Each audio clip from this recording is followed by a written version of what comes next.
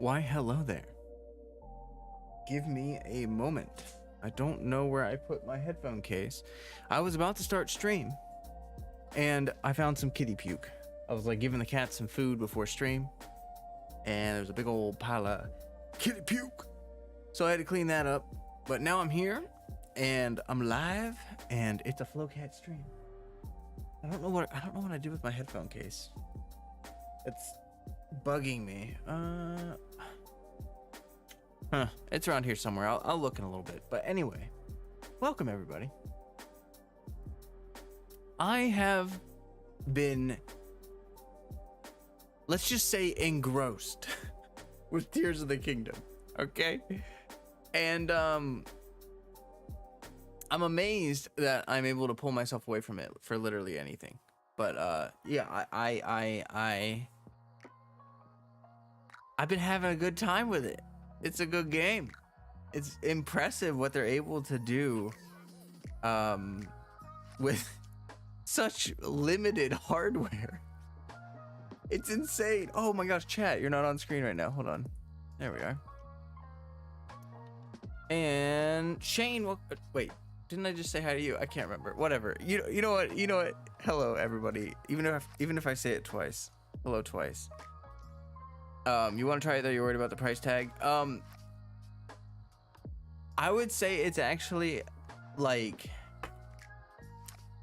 it's honestly more worth it than I think a lot of games are nowadays. But that's just my opinion because, okay, to be fair, let's give some foundation to this. Breath of the Wild is one of my favorite games.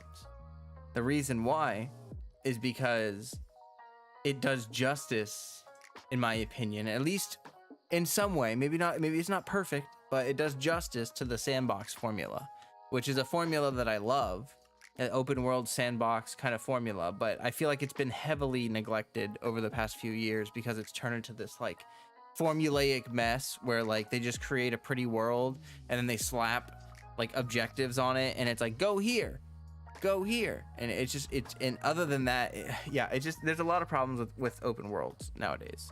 I'm sure we're all aware, but Breath of the Wild did a great job with it, and Tears of the Kingdom takes it even farther. I'm not even that far into, like, I take my time with these games, so I'm not super far into it, but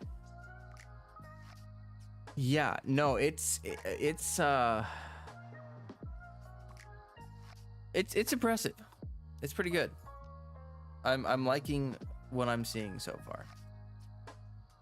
It has like basically what I think Tears of the Kingdom is they wanted to take the aspects of, because like I feel like Breath of the Wild at its finest is when you are able to use your creativity or your ingenuity or your toolkit in order to solve a puzzle or beat an enemy camp or whatever. And Breath of the Wild was the best when you come up with something creative and you're like, oh, it works. Like, oh, that's so cool. I love that. And yeah, I think they just took that with Tears of the Kingdom and they amplified it by like a bajillion. A bajillion. You want to play it, but I'm not buying a Switch. I'll be honest. I bought a Switch for Breath of the Wild. I did it years ago. I bought a Switch because Nintendo is just so, I really wish they wouldn't be so overprotective of their branding, but they are. I mean, I would love to play the Switch on like a PC or the Switch. Oh my God. I would love to play Tears of the Kingdom on a PC, but it is what it is. It is what it is. I think it's a great game regardless. I'm having a blast with it, and I'm gonna put so many hours into this game. I swear, I'm gonna probably put I put like 150 hours into Breath of the Wild before. Not like I got bored or anything, but I just felt like moving on or whatever. I can't even begin to imagine how many hours I'm gonna put into Tears of the Kingdom, because there's just with each power you have, oh my gosh, like Ultra Hand, the building thing, and Fuse together, the possibilities are insane. And so it just gives you a lot of time where you just feel like the novelty almost never ends in a way. You want to play it, but you're not buying it. I bought a PC not long ago, but I'm tapped out for hardware. Yeah, I feel that. It's frustrating to have to buy like an entire console for a game that you want. Like, I will agree that that's no bueno. Axolotl, did I say hi to you? My brain. I'm sorry. I have Tears of the Kingdom brain. Like, I can't do anything else other than think about that game right now. I'm sorry. Warrior Cats, hello everybody. But we are going to play Genshin tonight. I do want to say, so I bought a Switch Lite when I got a Switch, but my roommate has a normal Switch, and they offered to let me use it for Tears of the Kingdom, so I don't have to play handheld all the time, which is super nice. Which also means that I could use that for potentially streaming some Tears of the Kingdom, and I am very tempted to do so. I think I might do so on my variety stream nights, but first of all, I need to okay, I've been canceling variety streams the past couple weeks because I started my weekly video too late and then didn't get out in time, and so I just need to start my weekly video like a day earlier so that I can actually do Tears of the Kingdom on variety stream. But the thing that I'm concerned about, this is my big concern. I don't want to get spoiled on anything, and I've been scared. Like, what if I stream it and we get I'm sure there'll be some new people, and then they're like, hey, here's the end of the game, you know? And I can put it on like sub mode and stuff, so like it shouldn't be that bad. But yeah, it makes me a little nervous. I think it should be fine though. Like, I have a pretty small channel, so honestly, I don't think that there are gonna be that many people watching me other than my people that normally watch me. So yeah. Also, I feel like the weekly videos are doing pretty good for me. They're easy to make. They're not stressful. Not doing face cam is a huge deal. It makes editing so much easier. So I'm going to move in that direction for videos from now on, and save face cam for stream. So if you want to see this lovely smile, then you got to tune into the live streams. If you guys haven't liked the stream already, please do so. That would help me out bunchies, and it would be great. We have a Discord link. You're more than welcome to slap that puppy and join the Discord for a friendly community of gamers who are gaming regularly and chatting. I swear my community has fallen in love with Star Rail in a way that I just haven't like I cannot I can't relate, unfortunately. Maybe not unfortunately. It's just not my type of game per se, even though the story is really good. So yeah, I'm like messing with something, so I keep looking down. I'm messing with my earbud. I need to like find my case so I can just stop like messing with it. All right, give me like 1 second. I'm gonna look for it.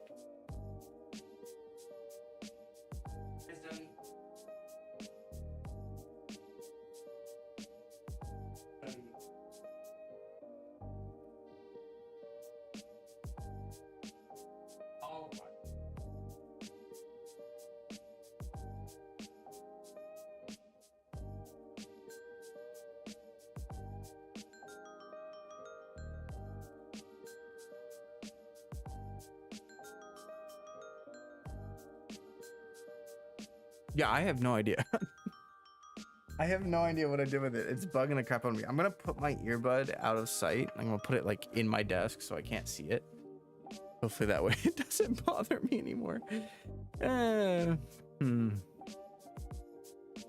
still on level 7 for Star Rail. You really want to like it though. Yeah, like okay.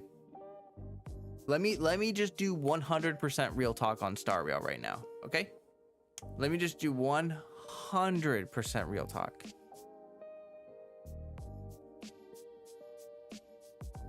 The combat for Star Rail, it's just not, it's not doing it. It's not doing it for me, and as a matter of fact, it is hindering my ability to enjoy the game, because the combat is really interesting at certain moments, but like 99% of the time, it is just like, oh, I need to beat these enemies so I can leave this fight instance so I can keep doing what I'm doing.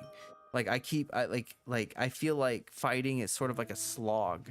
And as a matter of fact, like I've had fast forward on, like I just stopped turning it off. Like I just had fast forward on for like a week or two, and I tried playing without the fast forward mechanic, and it's like, it's almost like they're fighting in slow motion. It's like they're like you're like Serval's like, let's rock, and I'm just like, whoa, this is unsettling. All of a sudden, like this is really weird. It's weird. Yeah, it's weird in normal, especially if you play it on fast forward. Like you don't really notice it if you start it on normal speed, but if you play fast forward, it's weird. It's weird. So you're on levels. I beat Simulated World 5 last night in Star Rail. That was insane. Congratulations, Shane. In the end, it was only Clara with 40 HP. That's really like, those are the good moments for Star Rail, those nail biter fights where it's like real tough. But that's the issue I'm having, is that like I don't want to do, like the ley lines and stuff are painful. Like literally I have to use the auto combat mechanic for those ley lines. I can't sit there and fight 6 waves of like the most boring. It's oh man, it's bad. So I don't think I will play. I don't feel, let me just put it this way, I don't feel like playing Star Rail. And if I don't feel like doing something, I don't do it. It's that simple. I don't get, like, some people get really deep into things. Like they're like, oh, I don't want to play Star Rail, so I'm gonna find every little thing that I dislike about the game, and then every time someone brings up that game, I'll be like, oh, that game? You mean that game that's like not even that good? And then they like start just trash talk. Like, you don't have to pick a side. Like, it's not a fight. Like it's just I don't want to play the game. I just don't want to. I would rather play Genshin. That's how I feel about it. So at least for me, it affirms my love of Genshin to me, because it really shows to me that like I like Hoyoverse as a developer, but I don't like every game that they've ever made. Like I don't really like Honkai, the original one, either. Like the story is good in that one as well, but I also didn't particularly enjoy that game. Although I actually feel like I enjoyed Honkai a little more than Star Rail, to be honest, just because of the combat.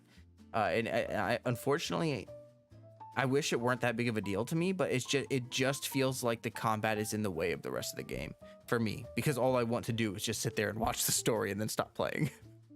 Yeah.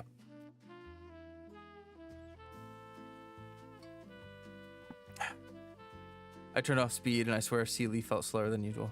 Yeah, it's like they made the normal speed slower because they knew everyone would do the fast speed. Yeah, it's like that. Well, I think what it is they wanted the combat, because I think a lot of the times turn-based combat doesn't feel weighty, and it doesn't feel cinematic enough, and it doesn't feel like, it's just like you hit attack and they're like, yeah, and they just, you know, or whatever, and it's like, okay, but they went the opposite direction. They're like, we want every, like for instance, you have the MC and they twirl the bat and it's like whoosh whoosh, and it like makes this dramatic sound effect when you swirl the bat, and it's like, I mean, yes, that is cool, but when you see it for the 30th time, like, I think the reason I don't get sick of Genshin's like burst animations is because the burst animations are like 2 seconds. Like, if I want to not see the burst animation, I can just blink and then I will miss it. That's an exaggeration. Of course, you blink faster than that, but I'm just, you know what I mean? Like, it doesn't really feel like something I have to pay attention to or care about. And in the ones that I do like, I could be like, oh, it's so fun. It's nice. I like it. But the action combat for Genshin just, I think, stays fresh for me in a way. Like, even if I'm fighting trash mobs in Genshin, I still think it's fun. Like, I still actually have fun, like, beating the snot out of overworld enemies. And it doesn't translate to Star Rail for me. It just does not translate. I don't feel like playing Star Rail is exactly how I feel. It is cool, but Genshin is a priority for me personally. Yeah. This is the Genshin versus Breath of the Wild debate all over again. Is it? Is it? Because I feel like someone who likes Breath of the Wild it's more of a direct transition in a way. Like Hoyoverse is the same company, but Star Rail and Genshin, I mean, despite they look similar in like the UI and all that stuff, but the actual games themselves are pretty different. And yeah, I don't know. I've heard people like a genuinely good comparison people have made is that like Final Fantasy exists and they have quite a few games that are already out. And if you are super interested in turn-based fantasy games, there are quite a few options. Oh, welcome everyone popping in. We got Justin, we got Nat, and we've got Jane Gotcha. Welcome everybody. Just joined, but yes, Honkai Star Rail Burst and the voice lines already feel so old. Yes, they do. And I was like, I think I mentioned this probably 100 times before the game came out. Like I literally saw this coming 300 miles away, and I thought about this the other day, and to be honest, they could have come up with like this would have taken a lot of budget probably, but they could have come up with like variations for the bursts. Like I don't know, just like one or two, like you have one or two variations to the burst. So you have the normal burst, but then you have like a slightly different one where it's like either a different voice line or it's like a different pacing or like the attack is slightly different or something. I feel like if they had done something to that, like that, where it randomly selects one, so you don't really know which one you're gonna see, it would add more. Like I just think it would feel better, less like you would almost feel bad for skipping one that you like to see. You know what I mean? I don't know. I just think it would be, yeah. I wish they gave out enough resources to build more characters to ease up on the repetition. That's also a really good point, is that like I've been playing free to play on Star Rail. I mean, I bought like the 1 month of the $5 pack, but I didn't even really log in for most of it, so I don't I'm not gonna really count that, to be honest. But yeah, like I didn't really feel like I had enough resources to build more than just my main team, and yeah, it got pretty boring in that sense. I just felt like it was too repetitive. Okay, but yeah, enough about that. We can go ahead and boot up Genshin because that's what we're here to do. And I'm desperately trying not to think about Tears of the Kingdom. Desperately. Yeah, especially since it's just turn-based. Not a lot's going on in the game. Combat itself, they cheaped out unless they play in a slow burst like skins. Oh no! No! Oh, wouldn't that be dirty if they instead of doing skins, if they did like animation packs where you can like buy a $30 burst animation or whatever. Oh man, that would be so dirty. But yeah, I don't know. Like, I feel like there could have been something. Like, I was trying to think about it, and I'm sure some of you guys could come up with some ideas for things that they could have done. And again, I'm willing to admit, like, I'm not an ideal, like, I'm not like gonna act like it wouldn't take development resources. Like, yeah, it would have taken more resources for them to develop more bursts. And even, but like they could have taken the cheap route there. They could have, like, for instance, they could have just done multiple voice lines. Like they could have just done like instead, so for the MC always says rules are meant to be broken, right? Isn't that always what they say? I don't think they say anything else. Like there could have been multiple voice lines there that they could have done, like 5, and that would have been super easy. Just record more voice lines. I mean, they'd have to write them, of course, but did you play any other Zelda games before Breath of the Wild? Of course, yes. I've been a gamer for a long time. I'm an old person now, and all you youngsters. Kidding. But yeah, no, let's see here. Well, I'm trying to think about what my first Zelda game was. I'm pretty sure it was Ocarina of Time. I'm almost certain it was Ocarina of Time. But yeah, I will say though, probably my favorite Zelda game, and this is so, I don't understand why this is such a weird opinion to have, but like Wind Waker. I loved Wind Waker, and it could have been the timing of it. Like at that point in my age, like when I can't speak.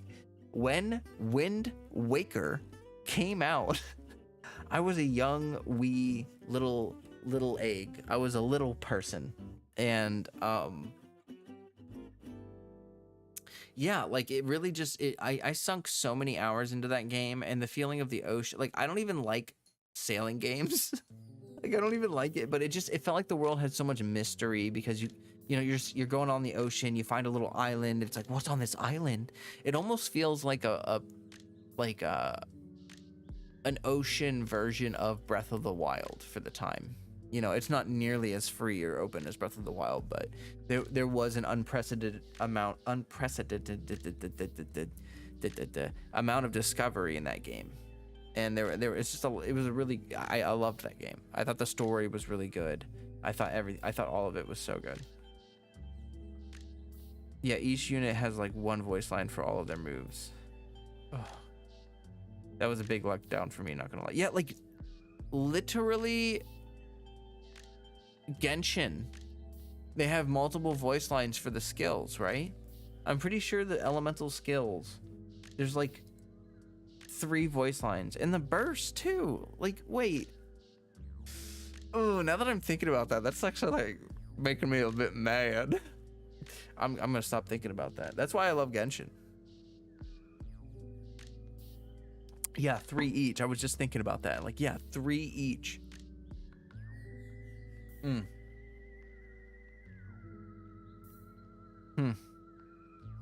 Yeah, again, I mean, I appreciate that people are loving the game. You know, hats off to you. Good for you.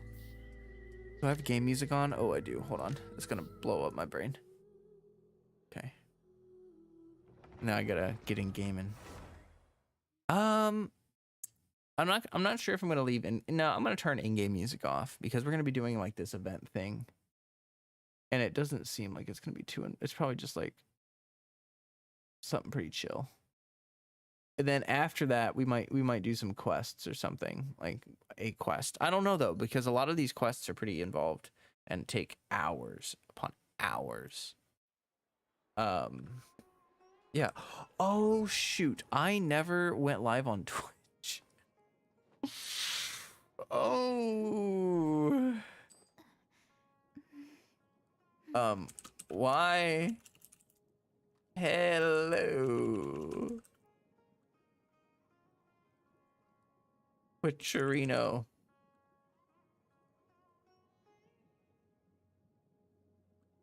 I don't even know why I go live on Twitch, but I do. I think at least one, like sometimes it's just Axolotl, and then sometimes there is like one person who watches. Maybe Spiral Abyss. I already did it. Although I did stop at like floor 11. I didn't do floor 12. But I just don't feel like it. All right, let me, okay.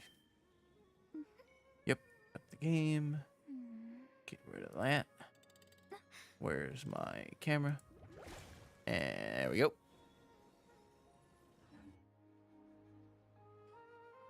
Going from 30 level 90 characters in Genshin to 5 level 60 characters in Honkai Star Rail is kind of rough, not gonna lie. Yes, yeah, that's also another thing. Like, I remember that Nattens in Twitch.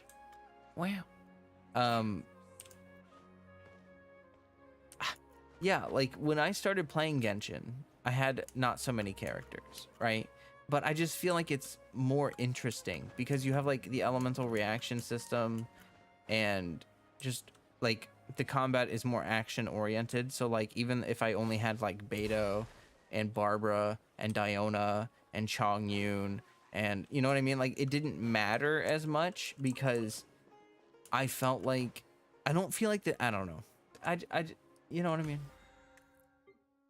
But you know what? People that like Star Rail, they can enjoy it, and I will not judge them for that. Okay, we have to do resin stuffs. Yes, indeed. So let's go into my teapot. I'm not gonna lie, I am slightly tempted to maybe spend a little money and try to get I finally got Sanzu's tip money from, remember when I lost 50-50 on Sealy's banner and Star Rail? This realm. I finally got that money. That money that he tipped me like weeks ago. Very efficient system for getting paid. Very efficient. If you ever. I'm excited because my Eula hit for 204k without Abyss cards, and I crowned Eula's Burst today as well. It's a good day. That's a good day. Awesome. Congratulations. But yeah, I'm tempted to splash a little money on the Snake Boy. I'm not gonna lie. His first two constellations, like I don't think I would ever go past his second constellation, but like at least maybe going for the first one would be nice because I play him in a quick swap. Okay, I've been using this team. It's a Burgeon team. And a lot of the times in this Burgeon team, it's basically a quick swap team. When I swap back to Baiju, it would be really interesting, or not interesting, it'd be really useful if I could have a second charge of his skill ready. Just for like more Dendro application, you know? And healing too. But yeah, kind of tempted. Haley's like, maybe you should. Maybe you should. Maybe I should. Maybe I should. I have been just like spending random wishes on the banner. Because now that I'm recording everything, if I like spend some wishes off stream, it doesn't bother me because it's not like, what if I get a 5-star?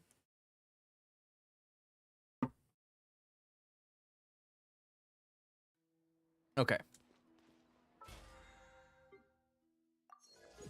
35. Give me that. Give me that. There is this event. Actually, I do want to check the books today. But this one. This is the one. Oh, shoot.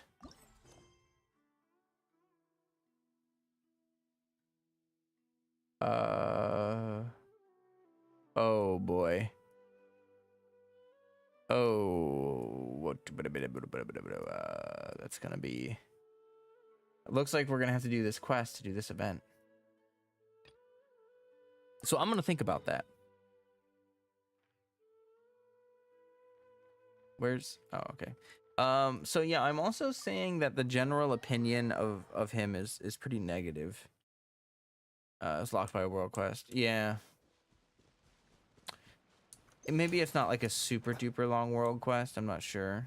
It's probably a pretty long one if it's locked. If an event is locked behind it. But I'm not sure. Maybe it's just one of the exploration event quests that I haven't done yet. Like there are all these exploration events that events, oh my god, exploration quests that I haven't done. I'm super far behind. Right there, I probably I don't know. I'm still learning this team. I'm not used to Burgeon or any of this new fangled nonsense. So it's, I still don't really know what I'm doing. Time to speedrun. If it's not voiced, like, see, okay. I have this weird thing where, like, I hate clicking in the middle of, like, when someone's talking in a quest. It just bugs me because they're like, yep.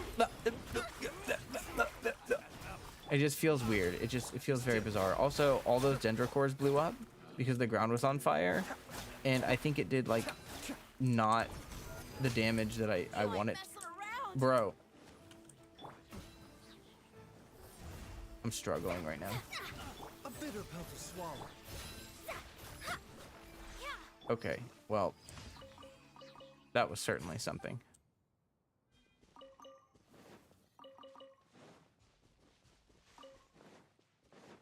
So yeah, I kind of just am like flailing most of the time. I do have a rotation that I'm trying to do, I promise. My rotation is to do the skill, and then I use her skill, and then I use her sprint to like clear all the dendro, and then I just go Burgeon, and then I do this, and I do some more stuffs, and then I do this, and then I do that again, and then I recast it, and then I can use his skill again if I want. But that's like my minimal damage rotation. If I have the bursts up, which like I can almost, okay, I have like this full rotation worked out, but I need more energy recharge on my Dia to make the rotation work, and I can't get that energy recharge until I farm enough of the new domain to get a new set that has enough energy recharge to then have her have enough. So anyway, until that point, yeah. But the rotation is to use Ayato's burst, then use Baiju's burst, then use Baiju's skill, then that, and then that. And then that. Or, instead of using Mona's burst, I could have just put her skill down, put Dia's skill down, and then if I have Baiju's shield, he'll proc, you know, Dendro, and then Ayato will make the bloom cores, and then Dia will burgeon while Ayato's on field. So it's like an auto burgeon team. But I just suck at it. This is what I'm saying. And yeah. Welcome, CC. Sorry, I didn't see you there. Welcome. Hello.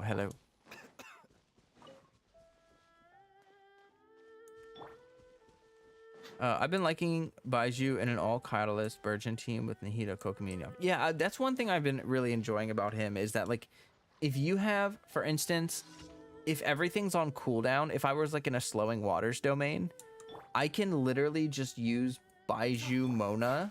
Like, I can just swap between them and just make bloom cores. You know what I mean? So like what I can do is auto attack, do a charge attack, auto attack, do a charge attack. And that's like 2 or 3 bloom cores right there. And then that's free damage. Oh my gosh, Freddy just took a poop and he smells like a stinky butt. Oh! He gets out of the litter box and he's like, I just took a big poop. Do you want to love me? And it's like, you literally smell like you just took a big poop. You smell like a stinky boy. Oh man. Whew. Okay. Oh boy, Freddy, you're assaulting my senses.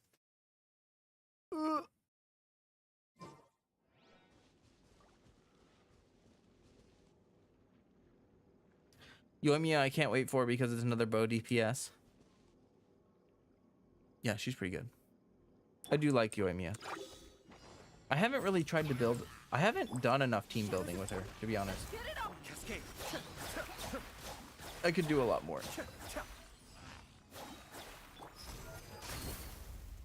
Oh my god, Freddy. Oh, you smell like poop.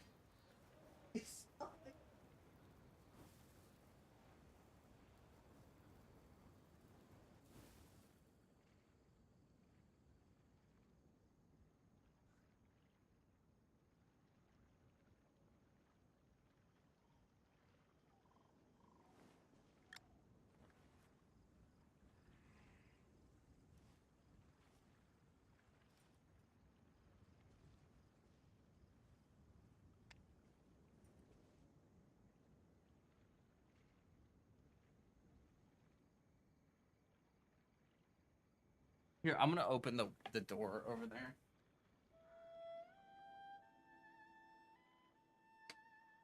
We mercs have one simple rule.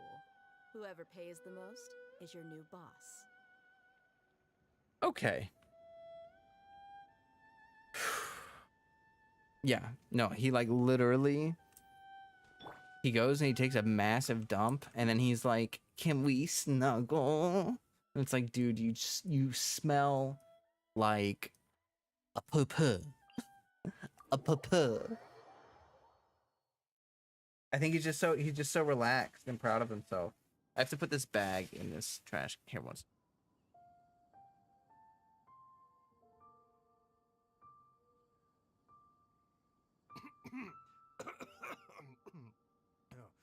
Oh, it's just some chronic problem I have flaring up again.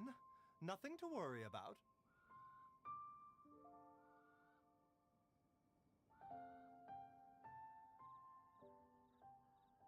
Bro, the Baiju cough always catches me off guard. It makes me feel so bad. Yeah. Poor boy. That's why he deserves a little bit of love, probably. You like how I said probably? I don't mean probably. I mean he does. I watched a couple videos on Baiju, and I'm not gonna lie, people don't seem thrilled with him. His banner sales are very low, and a lot of the videos are very negative. I have to log in. Why? Why am I not just permanently logged in? What?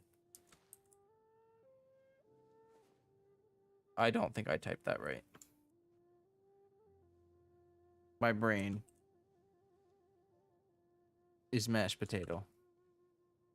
My brain is potato.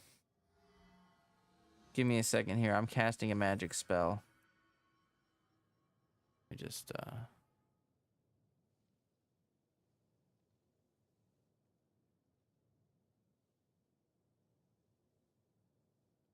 okay, there we go. First of all, I'm gonna buy a Welkin again because I've been playing like almost daily again on Genshin. So I'm gonna go ahead and grab myself a Welkin. Might as well. It's a good time to start saving Primo Gems for Fontaine after I do what I'm about to do. That's another thing that I'm thinking about, is that I'm probably not gonna wish like for like anything until Fontaine. So I was thinking Yoimiya, Xingqiu, Yonjin, Diona. Sure, I mean that would work. That would be a team that works.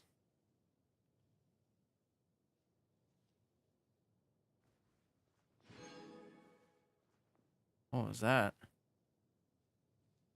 I hear a little jingling-a-ling. A little ding-a-ling-a-ling. A little spling-a-ling-a-ling. Oh! How did that get there? That's funny. Oh! What's this? Huh. Odd.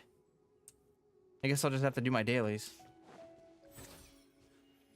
Why? The one thing I'm confused about is the auto-targeting for the, this thingy. The snake. It's clear... Ow. It's clear that they didn't want it to... Okay, it did work right there. So they have to... I think they have to attack me first. Like, it doesn't... The snake won't go and, like, hit it. You can't hit, like, a torch with it. Well, maybe you can. Let me just try real quick. Okay, so, like, for instance, with Yaimiko will target the campfire.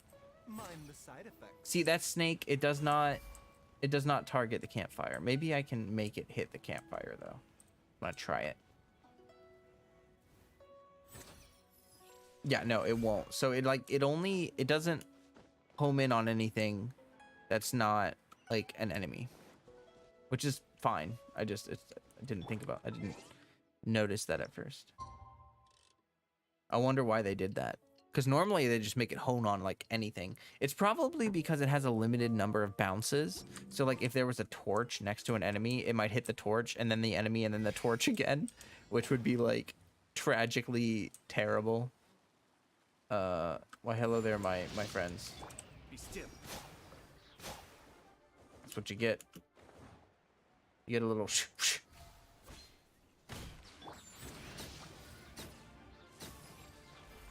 That was kind of satisfying. You have cat? I love cat. I'm excited to see how much damage my Dia does after I get the new set on her. I'm not gonna lie. Like, I'm still running that really crappy Tenacity of Millilith set, Cascade. which is serviceable, but barely serviceable.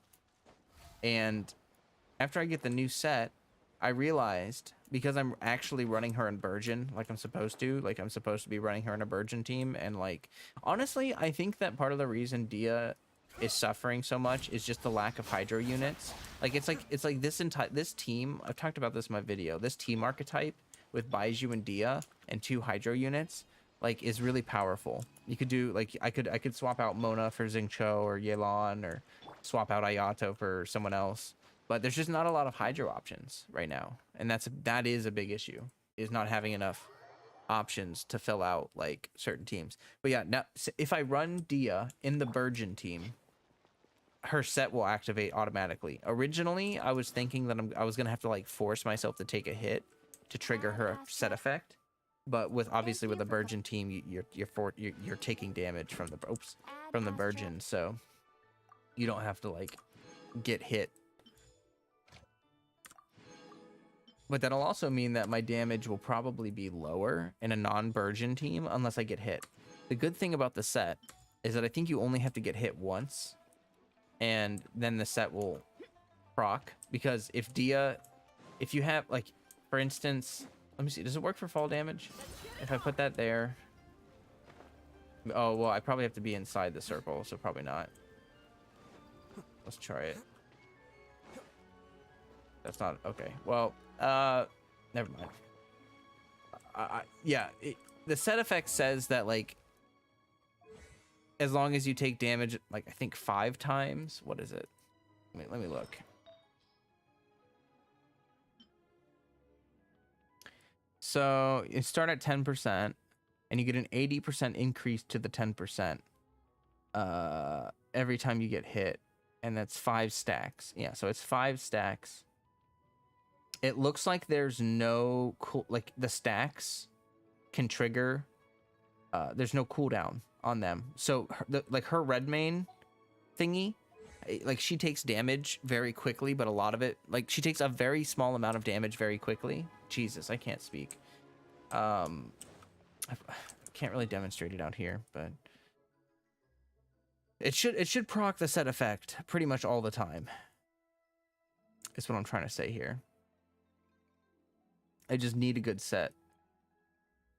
So I'm probably gonna farm that today. Although I need to check the domains, the books, the bookie books, the bookie poos, the swookie doos. That is not what I need. I think I might need these. Oh no, it looks like I have a decent number. I don't need any of these books. So it's going to be artifact farming today. But yeah, we're going to go ahead and go this way. Actually, I'm just going to teleport because I'm lazy. The dream you had last night is you got up so many 5 stars. You know, I don't think I've ever had a wishing dream. People talk about that, how they get like a wishing dream. I don't think I've ever gotten one. Or maybe I do, but I just like don't remember. I don't know. I don't remember ever having one.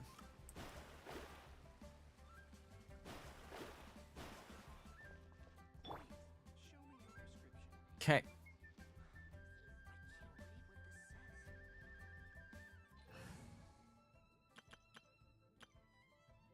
What is this?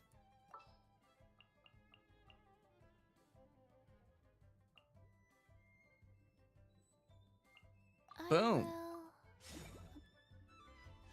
All right. Well, that's not right. Much better. And just to make it so that I can spend it all that much faster. Oh boy. All right, well, let's see what happens. Also, I actually wouldn't mind some more caves. I think I got them to like C3, but I would not mind. Hey, that's what I'm talking about. After doing the Parade of Providence event, I like kind of want to build cave. I'm not gonna lie. Ooh, baby.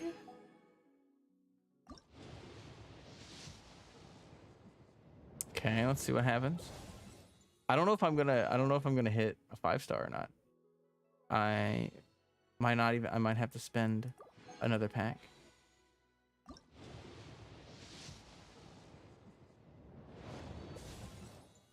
Okay. It's like almost a temple. Should I do the singles? Yeah, let's just do the singles. Let's see what happens here. Maybe I'll get lucky. Maybe it'll come home. Wasn't I going to turn the music off, by the way?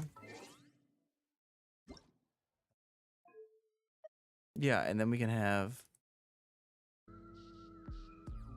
There we go. Much better.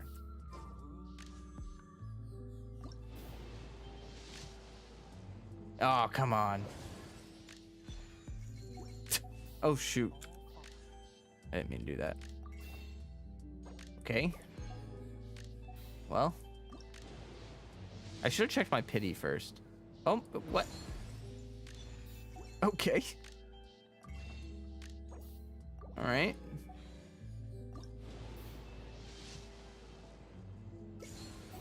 Three more.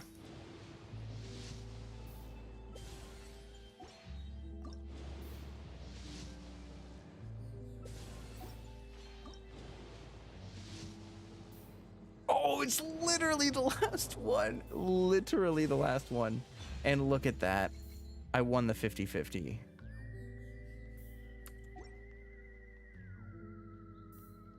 Well, that's nice. I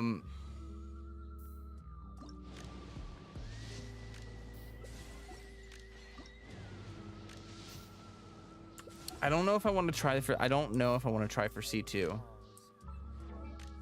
I think the C2 sounds really good, but with the C1, let's see here.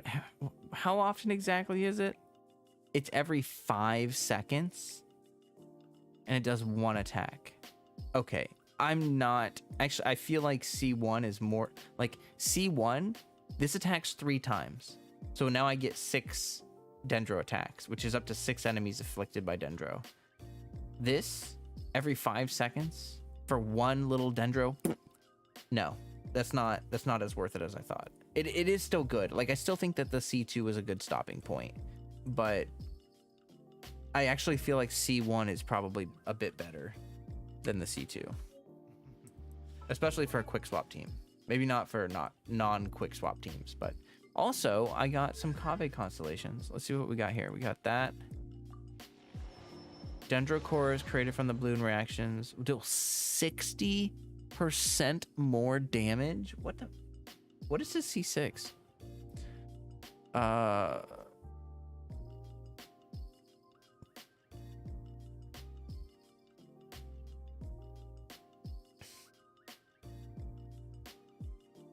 What? What is paradate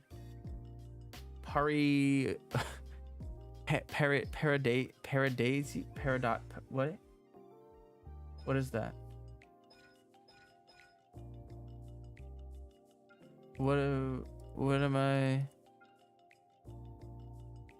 What?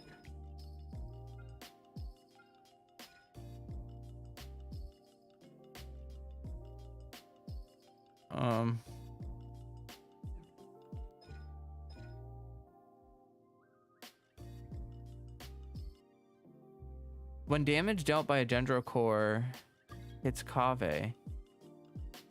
Oh, that's nice.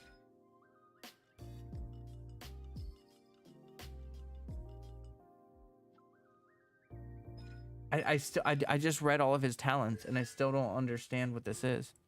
I mean, this is massive. This C4 is freaking huge. I mean, that's gonna be nuts. I get an attack speed bonus. Dendro resistance. Okay, well it just seems like tankiness. They will unleash. I mean, that must be just a new name for it. So it looks like it gives him an additional AoE. So like when you hit an enemy, they proc an additional AoE. So that it just increases his range, it seems like. Maybe it's like a child effect where like it kind of, that would be kind of cool if at C6 he's sort of like he can like do the chain reactions. Like can it proc itself? No, it can't proc itself. You have to actually hit the enemy. Okay, so it's not the same as Chow, but that's okay. Yeah, I do plan on building the boy. Build the boy. Build the boy. Build the boy. I just need to farm these shell things and stuff. And then I need to come up with a bloom team for him. Which I will do. You never test the the limits, how can anyone know where the boundaries of these laws are? The doctor will see you now. Nice.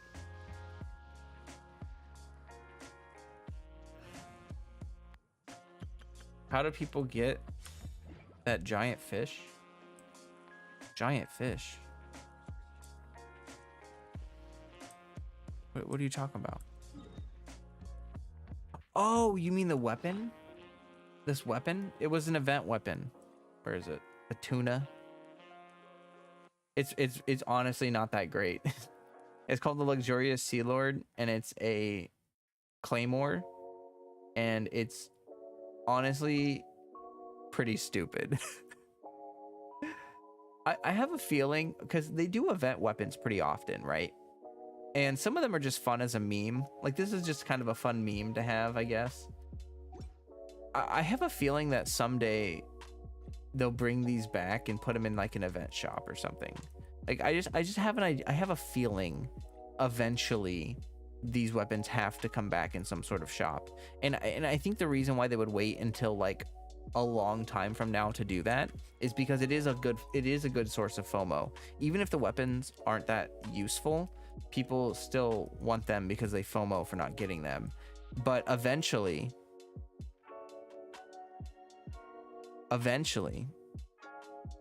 there's sort of no reason for them to not do that. You know what I mean? To make them available at some point.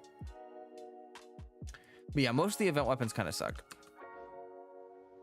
What event was it? Oh boy, it was forever ago. I do not even remember, to be honest.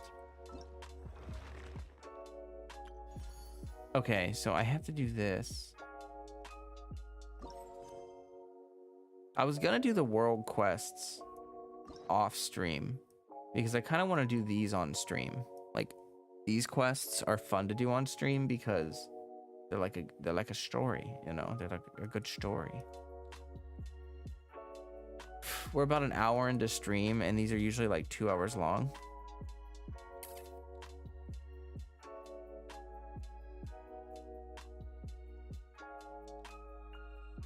I don't know. I'm trying to decide what I want to do. Do I want to do the world quest and then the event? Yeah, let's do that. Let's just do it. Let's just do the event and the world quest. Okay. Also, I don't feel like turning off my music, which I would have to do if we were doing one of the character quests. Thank God I found out what FOMO is. Yeah, FOMO, but I'm lazy. I mean, everyone has FOMO. That's incredibly natural. If something is happening and everyone else is talking about it, it's very normal for people to be like, oh, I want that.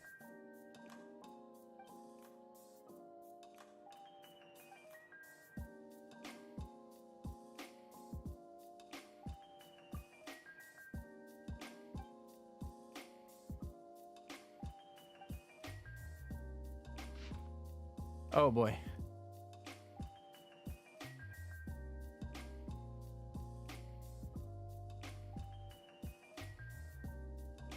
Okay, so this person's been commissioned to obtain information, and it was like a big payment, and they went to the place with a mercenary's help.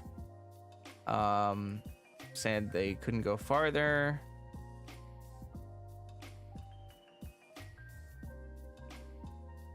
Okay.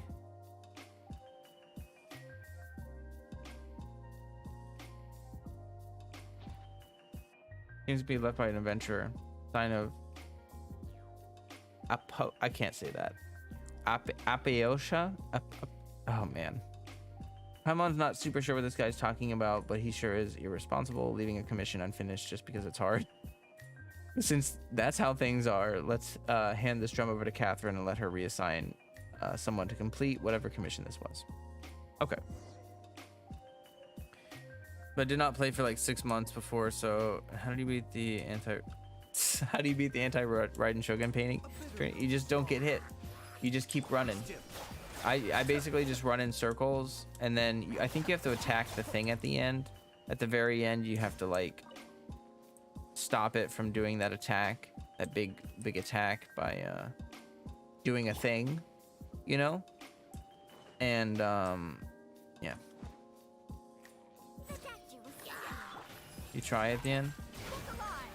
It shouldn't be too terribly hard. I think you have to use, I can't remember if it's like got a specific element you have to use, but just some kind of like fast hitting character would probably be better. I really don't have good range on this team though. That's kind of ironic because I have 2 catalyst users, but I have like, I can barely hit these guys up there. And also, Mind the side effects. there we go. Can I blow that up? No, I can't blow that up. There we go. Oh, hello.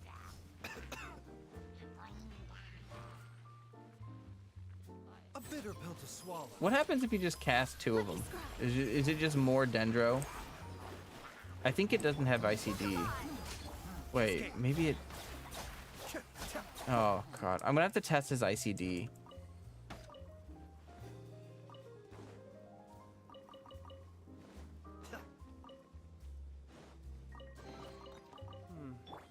Because... Oh, boy.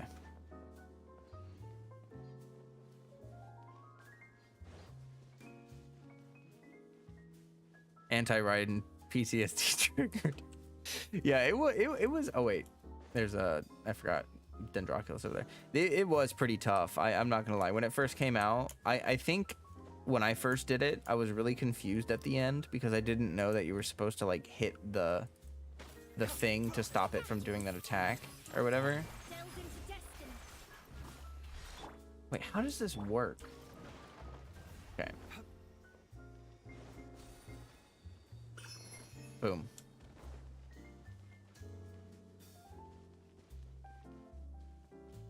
Oh, hello there, Mr. Scorpion. I'm gonna hit you with a Dendro Snake.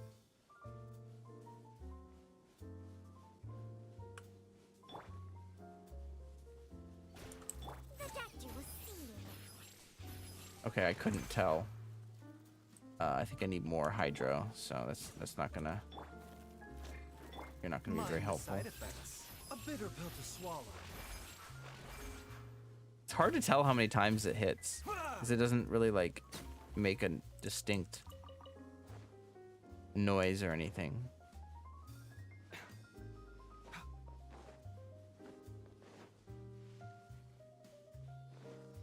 You just wait till you get Sayu.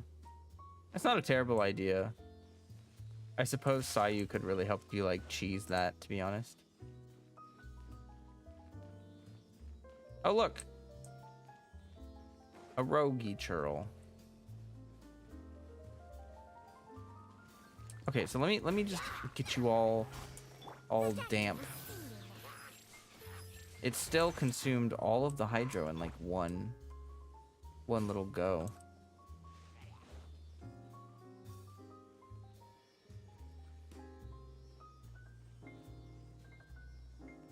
No, I can probably use this guy to test it. Get him nice and wet. Shadows of fate. Mind There. the side effects. Bloom. A bitter pill to swallow.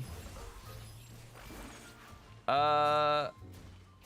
It only did 2, Be still. but I didn't cast it very quickly. Also, he's almost dead already. Mind the side effects.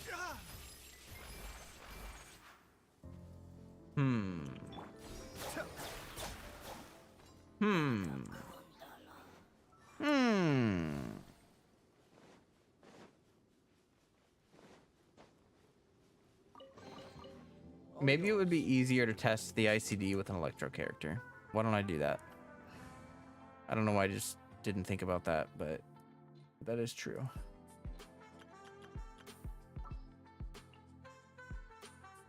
Where's, I will lead us to victory. hello there. Strike. The statue will see you. A bitter pill to swallow. Okay, so it I think it follows the ICD. Yeah, so you definitely don't want to spam it. Like you don't want to spam the skill twice because I think, let me try it again. Oh. not trying to kill me. That's honestly a little bit surprising.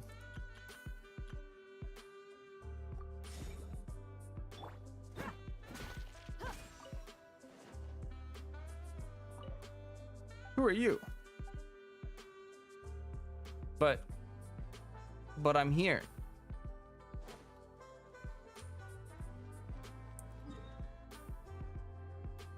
Okay, let's go talk to Catherine.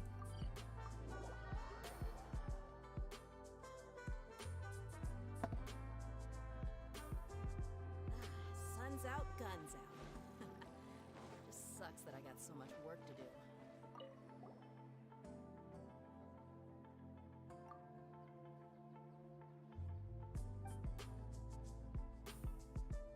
Okie doke.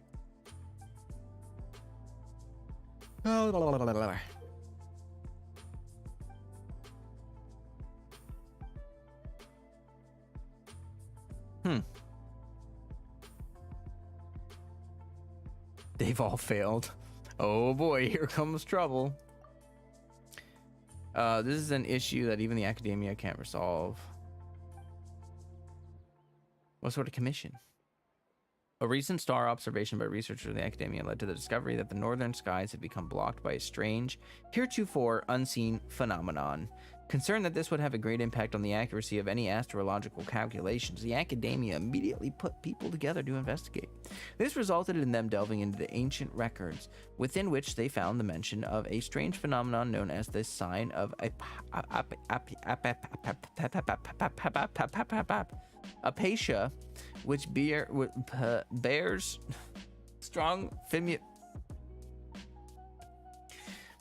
bears strong similarities to the recent occurrence. According to these records, this celestial sign appeared after the disaster that engulfed most of Tevat 500 years ago. Although the circumstances of its eventual disappearance are unclear, its position has been determined to be near Mount Tamir Mountains, near the Tamir Mountains at the northernmost region of the desert. However, the area has only ever been sparsely populated. Even when the ancient desert realms were at their peak, they did not extend that far. And after the cataclysm 500 years ago, that place was one of the areas worst affected by the encroaching abyss due to it being connected to an ancient underground realm. Since then, it has been declared a restricted zone by the academia. The only people who still live there are the mysterious Darshan known by the academia as the Nagarjunites. Shy Knight, welcome. Anyone else going for Kazuha and Alhaitham weapon banner? I'm not sure. Quite possibly.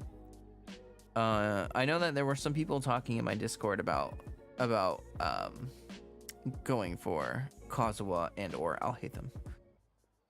If even you're calling it Mysterious Catherine, it's got to be something super mysterious.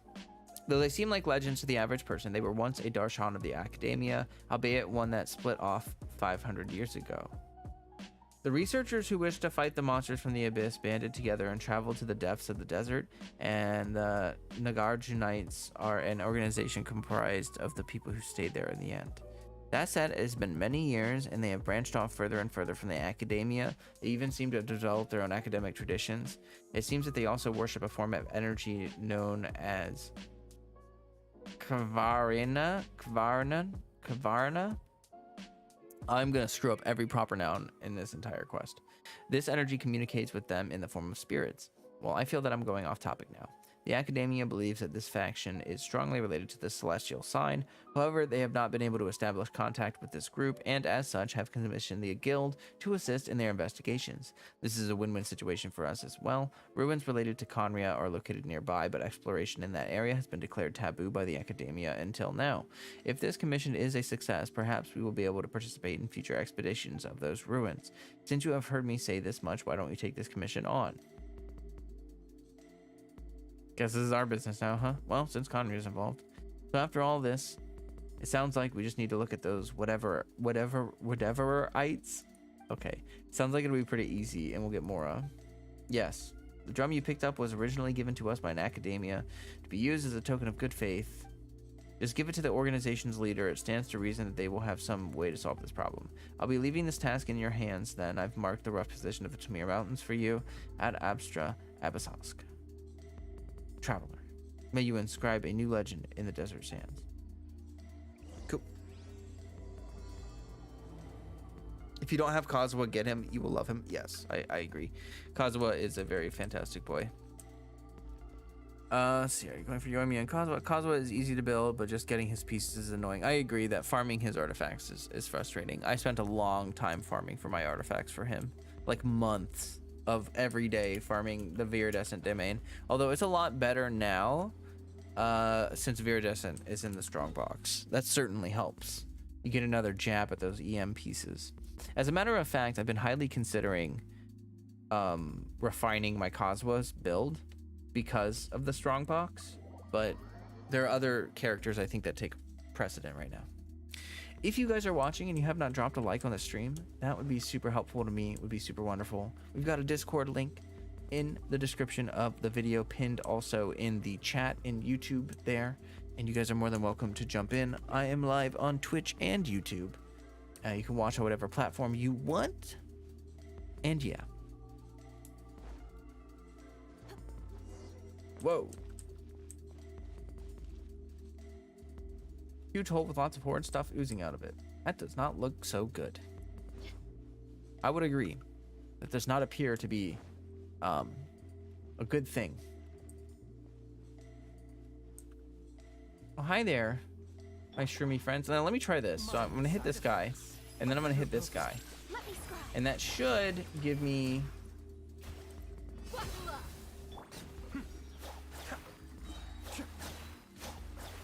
Okay.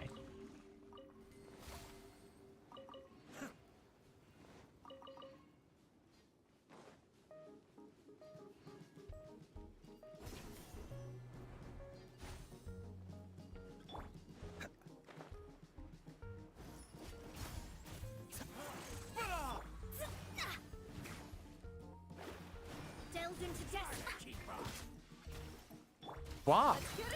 That was really weird. It like would not let me swap. I do not know why. Okay, bye. See you later, dude. I'm gonna just keep grinding Gilded Dreams and Deepwood. Go for it. That is a good set to be grinding. If you have Kokomi, you should build EM on her because it makes the numbers funnier.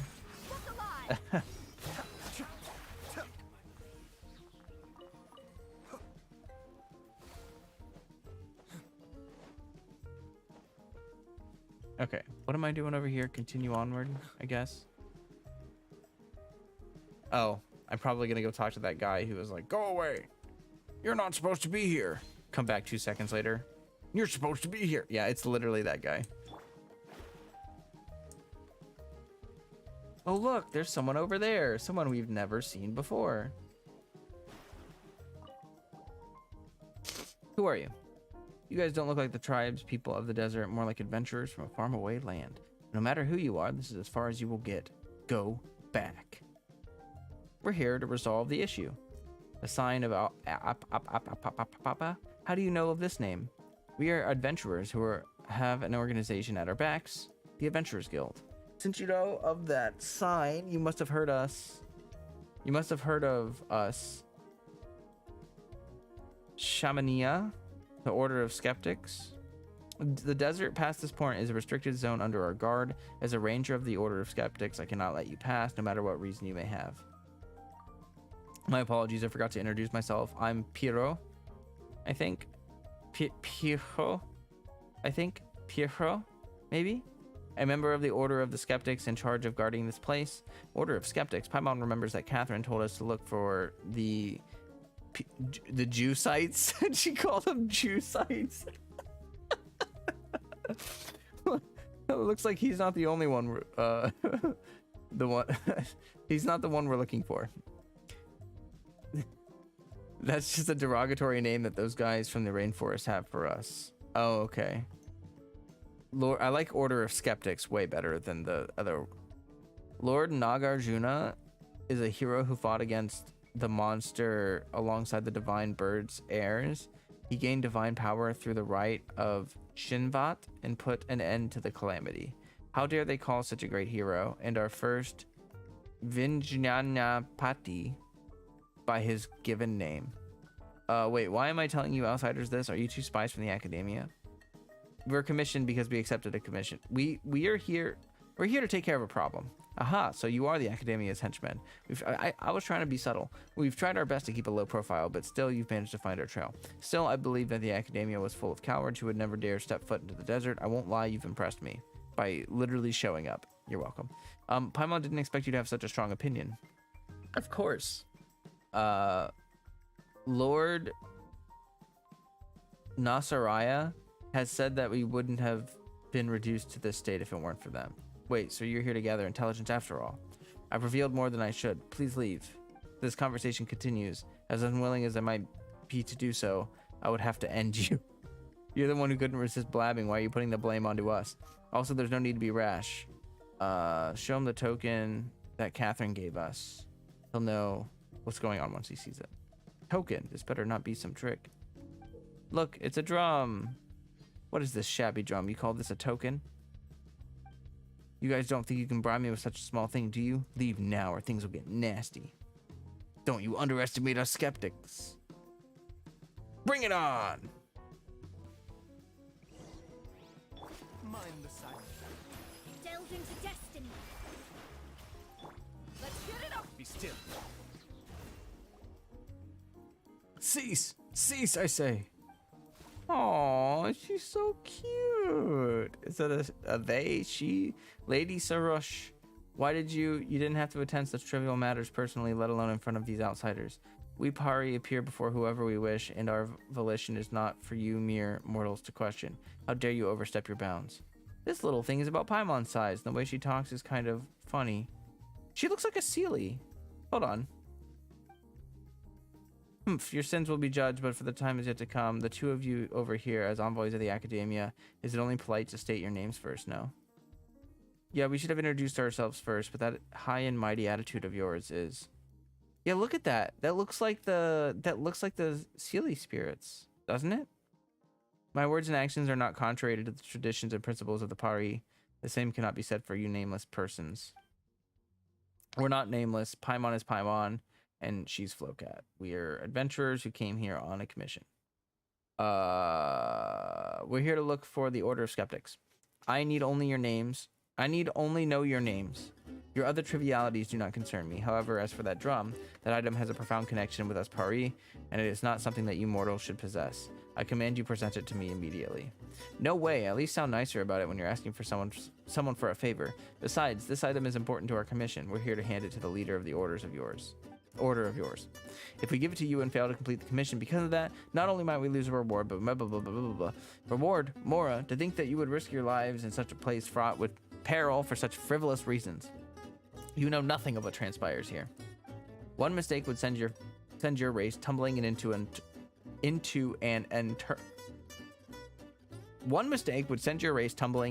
eternal samsara, and yet you commit deeds that are beyond even our comprehension.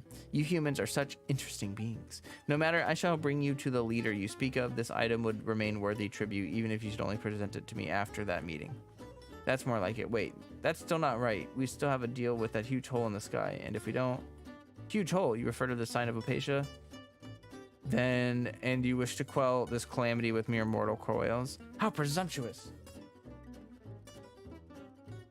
It is the duty of us Pari to eradicate the sign of Apatia, an endeavor that I, Sarush, shall give my all to accomplish.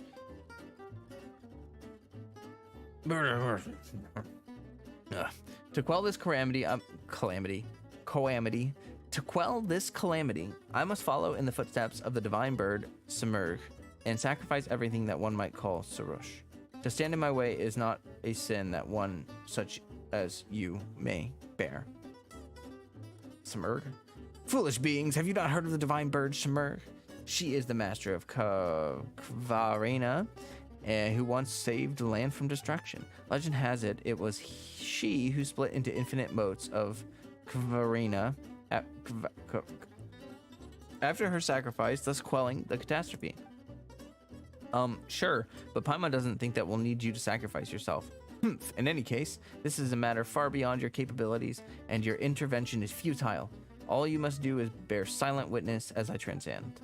You shall receive remuneration from this guild of yours so long as the calamity is quelled, will you not? Still, do not forget to extol my virtues and laud my accomplishments. After all, even the great hero shall require mere mortals like you to sing of their deeds.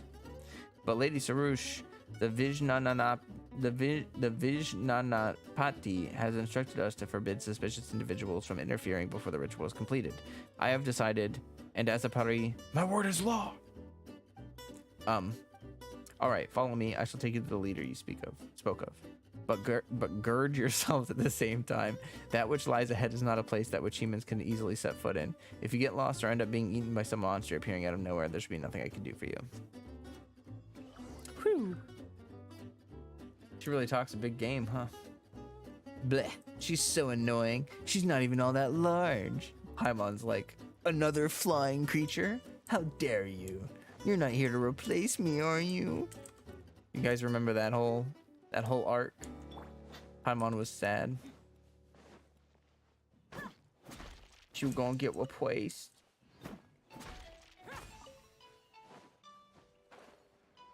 Okay. Oh. The path ahead is opened. You merely need to follow the floating far leaves. Weepari may be regarded as one body of... Oh. I wish that those text things wouldn't pop up and disappear so fast. Like, can anyone read that fast? I can't. To think that this place too has been occupied by Dev, these monsters, I can't read all that. The doctor will see you now. A bitter pill to swallow. Let me scrub.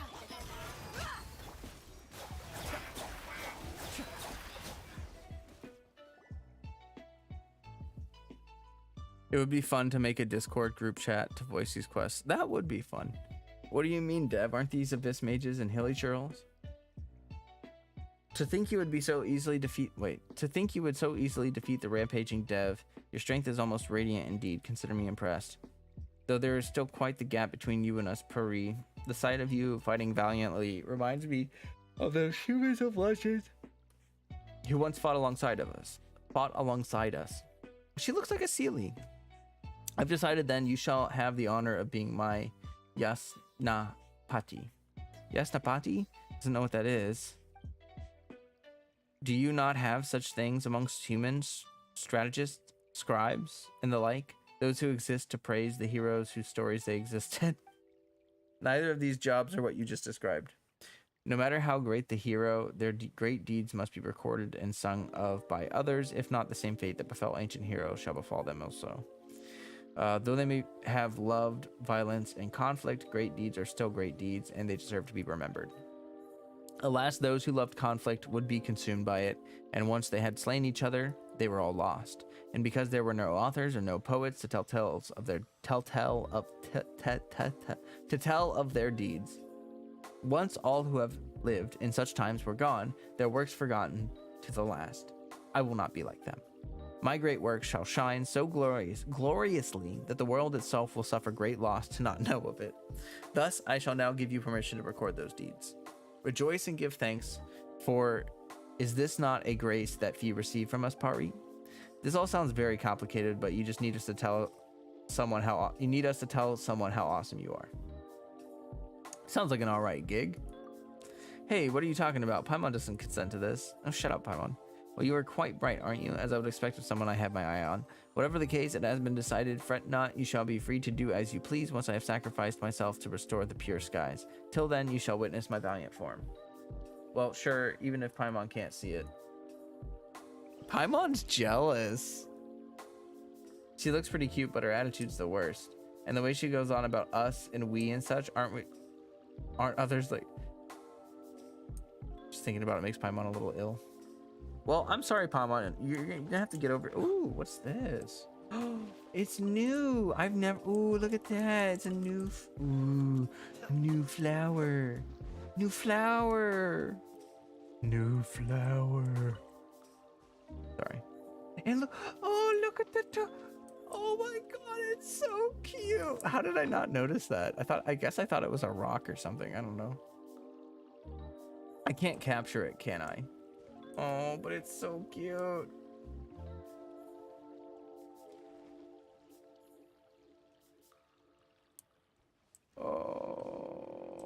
Maybe skip the dialogue. It takes less time and it's boring. I like reading the dialogue. So if you don't want to be here for that, then you are more than welcome to read. But I like to know what's going on in the story.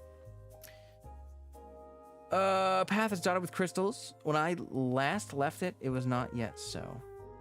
The crystals, you mean the ones we're seeing everywhere? Pummels had her eye on them. What are they? They're remnants of the Black Fire's embers, proof that this land has suffered great calamity. Black Fire.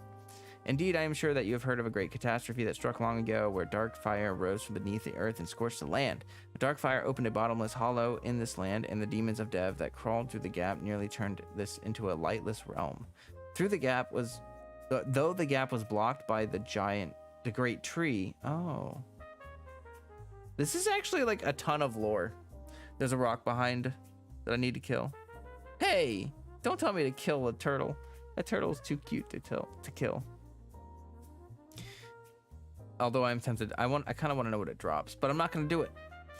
The dark fire's filth spread like seeds, and the countless dark and painful memories released by that corruption began to lay down roots and sprout. This persisted till the honored lord of... I can't say that. The divine bird submerged, drank the primordial water left by her god before transforming herself and scattering a... Okay. From that day on, the Kavarina has taken the divine bird's place in defending the land, and those painful memories that leaked out have been sealed by Kavarina. Okay, now what was left are these ubiquitous gray crystals. Though they seem no different from any other stone, they may contain objects that are yet to be purified. The gray crystals in the area have increased as of late. I suspect this is something to do with the sign of the Apacia's dark power, but if we use the might of... I can't say that. It's kind of like Kavarina. We can get rid of these crystals. If my senses do not deceive me, a wandering Kavarina should be nearby. Let us look around. Okay.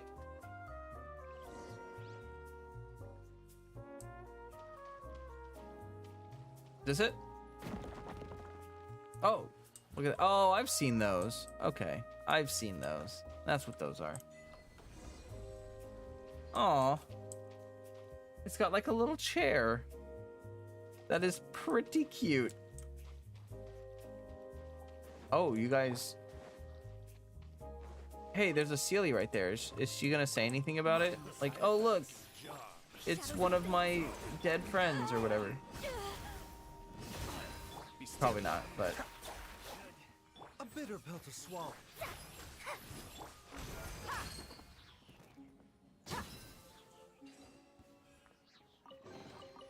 Well, how about that?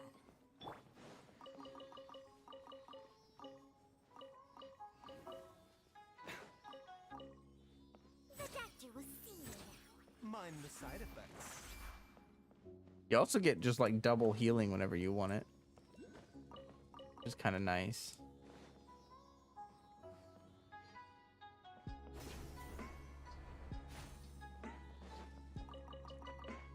Go to the training grounds.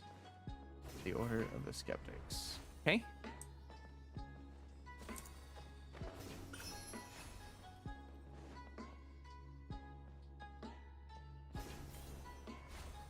Sarush's deep voice is deeper than I remember.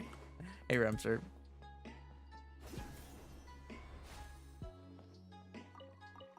Do I have Ganyu? Yeah. Yeah, I have almost everybody except for like I'll hate them, I think. And who else am I missing? Where do you go to see the full roster? I can't remember. Oh no, it's character archive, right? Yeah. Okay, so I'm missing I'll hate them, Mika, Nilu, and that's it.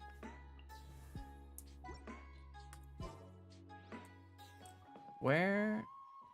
Okay, we're going up. Yeah, actually, Ganyu was my first limited 5-star. I started playing during Ganyu's first banner in 1.2. And then I actually lost 50-50 on her banner and got Jean. And then I farmed the ever-loving heck out of my world and got Ganyu. Chung Chung, behave. You're cursed with Mika.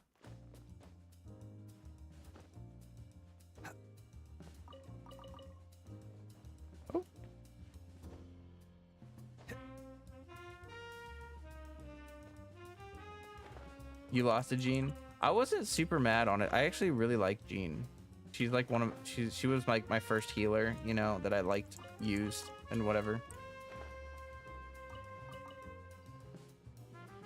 But it still sucks when you lose 50-50, you know. You know what I'm saying. Okay. Talk to this guy. Oh, instead of Ayaka. Ooh. Ooh. Lady Sarush, you have returned. Though it has taken much work on my part, the analysis of the documents regarding the rights of Chinvat will soon be complete. According to my research, we only need to collect the great songs next, and your great work will then be completed. Wait a moment, you two are. Do not fret. They are newly chosen Yashnapati and her companion. They have to witness my great work. Paimon hasn't agreed. Well, you better agree to it, Paimon, because it's happening. A Yasnapati, you say? Though I'll not question your astute judgment, I fear that allowing ignorant outsiders into this land rude before the rite of Chinvat is complete may have untoward effects. Well, I think you are an untoward effect, sir. Know that the people of the Academia surely do not desire the rite's completion. What do you mean they wouldn't want the rite completed? Wouldn't they want... Speak no further. I have my reasons for doing this. Well, then take that drum before out and... Yeah, show it to him. Okay, I show the drum. You got Nahida in the first temple. Congratulations. A drum. A Corybantes.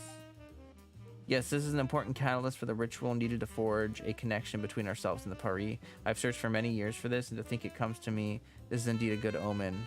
It would be good if the fates will also be with me when I lead the Order of Skeptics to throw down the Academia and burn their houses of Diana, or whatever they call it, to the ground. Wow, what a way to casually paint yourself as the villain. Villain? Ha! The Academia are the true villains here. Have no doubt of that. Actually, he's kind of not wrong, assuming, you know, he doesn't know about the overthrowing of the sage.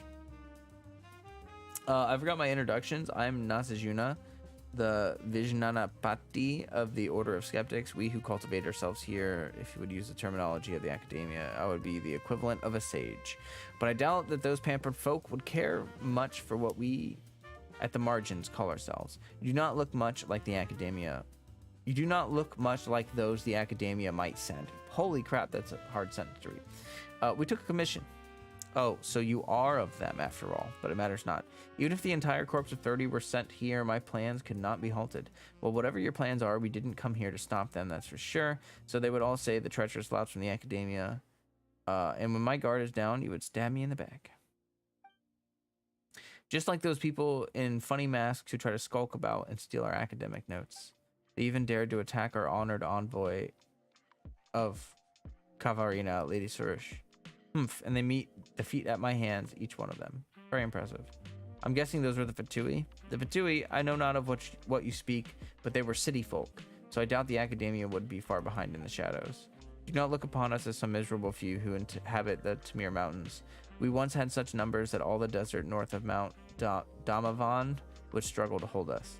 It is only because of our harsh environment and the slander and ostracism by the Academia that we've been reduced to this. If it was not for such sage souls as myself holding things together at the protection of Kavarina, we skeptics would have been reduced to nothing long ago. Sounds like quite the disagreement. Nice, congrats. Am I gonna be streaming tomorrow? No, I have a stream. You can check my stream schedule. It's on my channel banner. I stream Sundays, Tuesdays, and Thursdays. Oh, Axolotl told you. Look at that. Thank you so much. And yes, make sure you join the Discord if you want to be available, if you want to know when my streams are and stuff. You have 700 achievements. Nice. I haven't checked recently. I think I've crossed the 700 mark. I'll have to look. From me, my first limited 5-star was Raiden A.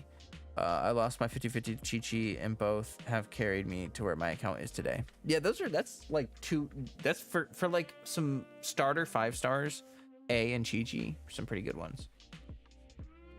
Catherine said that your differences, Paimon, you skipped it.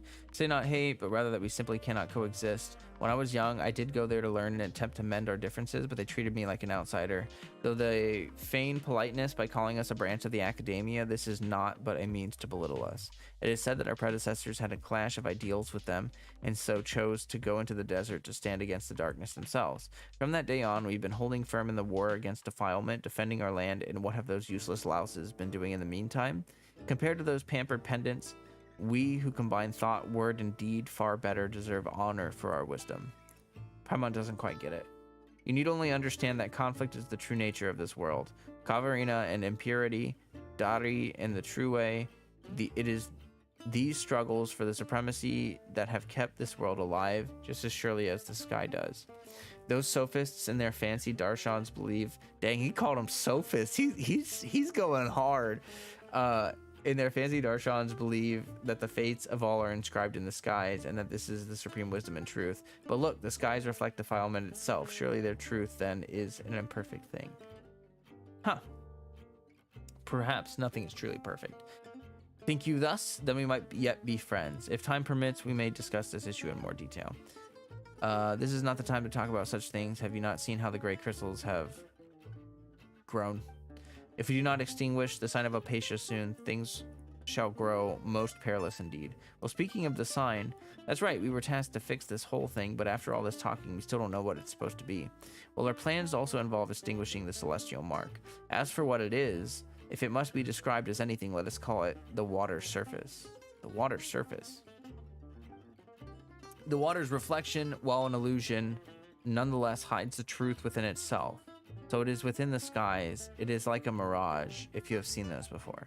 Oh, is that big hole up there way spookier than any mirage? It should be fine, for that celestial sign reflects an otherworldly hellscape. Or, well, it should be. Not should be fine. Indeed. Long ago, Conria once... Oh, he calls it Dari. Long ago, Conria once built a facility here that connected them to realms beyond.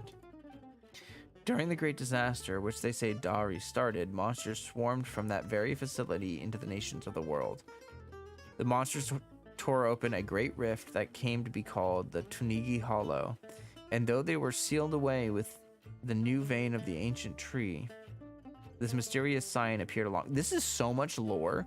This quest, I'm loving this. This is so much lore. Literally, like, I just learned in this quest that the great tree like plugs the hole to the abyss. That's so cool.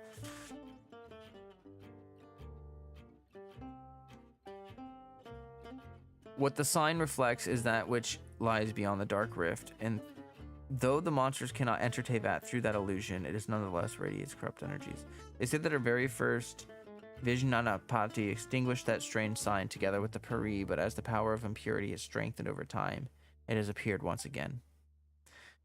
Should we leave it be? Who knows? The hollow may truly re-emerge one day, and that ancient war will be reenacted. In truth, it might be interesting to live in such exciting... What? Do you want to live with, like, rift hounds as your neighbors? No. It matters not. Submerged drank the Emerta left behind by our god, transmuting herself into limitless Kavarina. And the heirs to the divine bird. Solving this problem is the mission that we Pari have. I, Siraj, will surely leave behind work great enough to be her equal. Of course, of course. And we of the Order of Skeptics shall surely help you see the duty through. What's this talk about sacrifice? Is that really necessary? Well, in truth, I do not know. All documents regarding the sign of Apatia have been long lost, and the traditions and rites surrounding it have also ceased to be passed down. If it had not been for me constantly looking up at what the documents were left, there might not have been any more left to know that the rite of Chinvat existed at all. According to my research, the Pari are the descendants of Submerge, and should therefore also have the power to transform and purify the land. And would you not say that a grand sacrifice to save the world on part of the Divine Bird's heirs very much suits the Order's style? That's so haphazard. This sacrifice you're talking about doesn't sound like a small thing either. Why aren't we thinking about other ways to solve this issue? Paimon's sure there's got to be some alternative, right? It's always been this way, hasn't it? I'm very good at my job, after all. I already said that you need not interfere. Simply witnessing my sacrifice shall suffice. It is something worth celebrating that we Paris shall sacrifice our lives to purify the earth. Well, you say that, but I would ask you to keep a respectful distance from that which you do not comprehend. Okay, dude is literally like, they treated me like outsiders. So rude. So rude. And,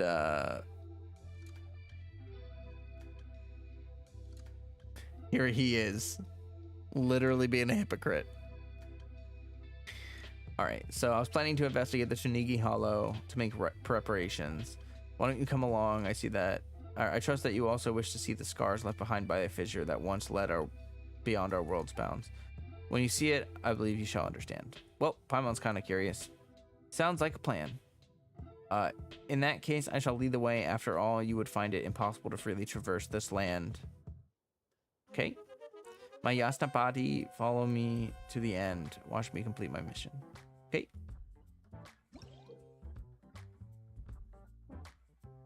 Pari are very mysterious creatures, and as the Bloom Guard of her race, Sarouche can replace your characters to fly and move. When Sarouche is in flight, your characters will stay in place to await her return.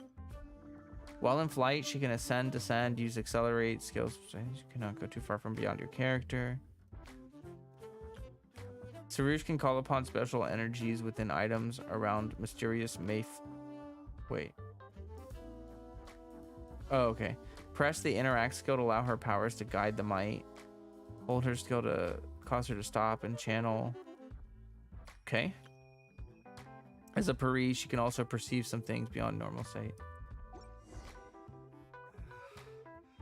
When on the Oh. one should take ample time to pause and I shall appreciate call you one's Pale scenery Floater. along the way. You're about to You are, after all, as foolish as a specter. Objection, objection. Paimon's not gonna take that. Oh, that's so funny. This is actually kind of cool. Oh, and she acts like a little pet. Can I, what happens if I...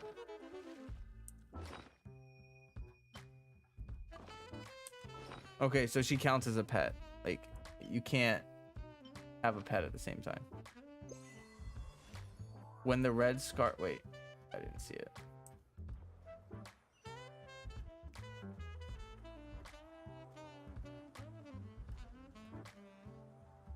Holy crap, you can go pretty far. What was that they were saying about not going far?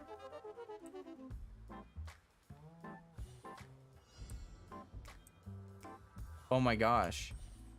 You just get to fly around as a little red thing.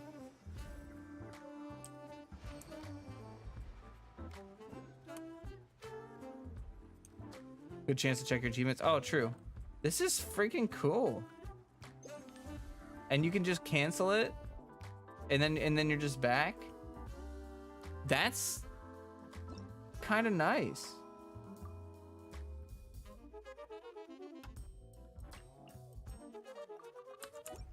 All right, let me check. 670. Almost. I'm 30 away from 700. That's kind of crazy to think about, though. That's a lot. That's just a lot of achievements. It's just some chronic problem I have flaring up again. Nothing to worry about. The banter between her and Paimon was funny. Yeah, it is funny. Because Paimon's usually the kind of like cocky, I don't know. Not really cocky, but like it's funny to have, the dynamic is funny. I'm sure you agree. I am gonna take a very quick break though, because I need to. But yeah, if you guys haven't dropped a like on the stream, please do so. All that great stuff, Discord, all that wonderful, beautiful nonsense. And I will be back in like pretty soon. I just need to grab some tea. And yeah, maybe I think I might grab a snack. I think I might grab a little snacky poo too. That's a respectable number. Yeah, it's pretty good. It's pretty good. I haven't really farmed achievements in a long time though. Like I used to like doing that. So for someone who like, if I was farming achievements, I should be at like 800 or 900. So I'm definitely a couple hundred behind, but you know, what's the rush? Am I right? Okay, I'll be right back. You guys can hang out with the boy Baiju.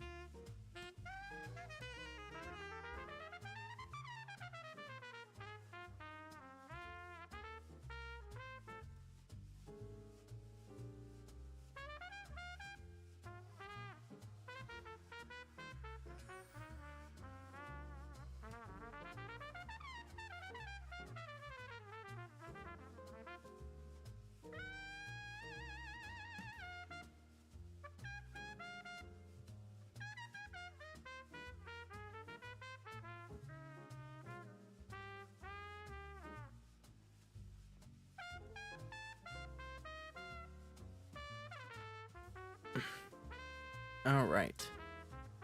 What are you guys saying? You said that Fontaine teaser bit. Excuse me? Did I miss something? Where? What? What? What? What?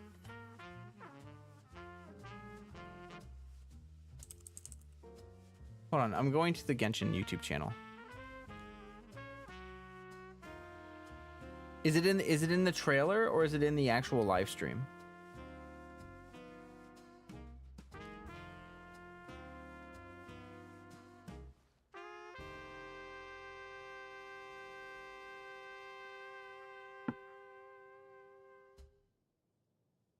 At the end of the stream? Okay. Whoa, you must be the I don't know how I missed that.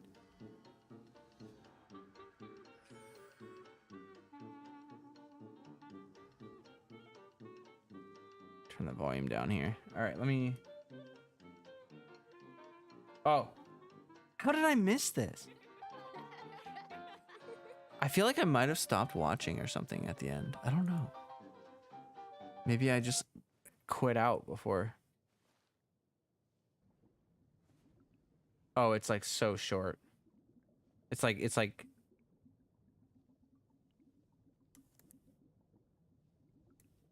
hold on. What? Underwater? Hold up. Whoa. Hold up.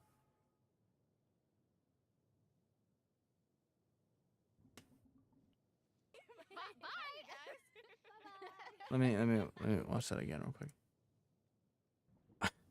Freaking I hate the recommending videos at the end of like when they pop up with all these freaking so annoying. Okay, so it looks like it looks literally like hold on. God, you can't really so it looks like a normal landscape, right? Like you can see some like verticality to this. Like it's not just this looks like a road. Like this looks like a path right here. And then there's some shiny thing right there. I don't know what that is. Maybe that's like an interactable. Oh, it looks like there's probably what this is right here. That little shell next to the road. See how it's like pushing out. It's pushing out like air bubbles. So you probably have to like not drown. Right here, like, yeah, it looks like you probably have to go there for air. Like, you see that? There's air bubbles coming out below the traveler. Those are probably spots that you have to stop at to, like, refill your air. You can't see... Like, you can see the surface of the water. And I'm assuming that you can go up there. So it's probably, like... There's probably going to be land levels and then underwater levels as well. Sonic drowning music. Yeah, that looks really good. That would be pretty interesting if that's what they're planning on doing. That would change things up a little bit and make things kind of fun. I played the underwater level in Tower of Fantasy and the fighting sucks. It's hard to hit the enemies with different vertical levels, so maybe it's only for exploration. That's what I'm thinking, is that like you go underwater and it's just swimming around and just, you know, doing that. Is it underwater or is it shot from underwater? What do you mean? Huh. Well, that was interesting. Thanks for pointing that out. I didn't notice that. I don't know how I didn't see that. But I definitely didn't see that. So yeah, it looks like so all I need is this little gadget and I can go collect all of the Paris things. Like, okay, wait. Don't get distracted. Let's just do the quest. Wait.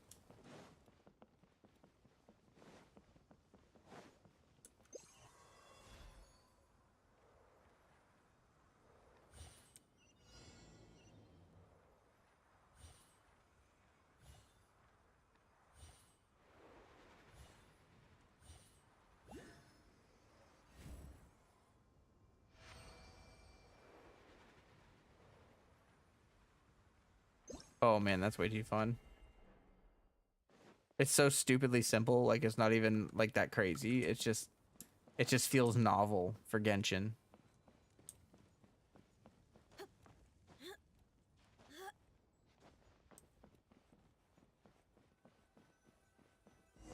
Yeah, I definitely wish this were voiced. This would have been a great quest for voices.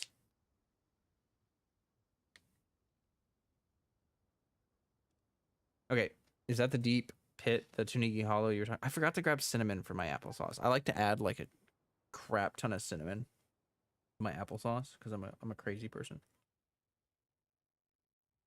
There's a huge crystals all over the place. These were once huge trees used to seal and subdue the creatures of the dark. The power of defilement has corrupted them. Oh. The roots of the great tree.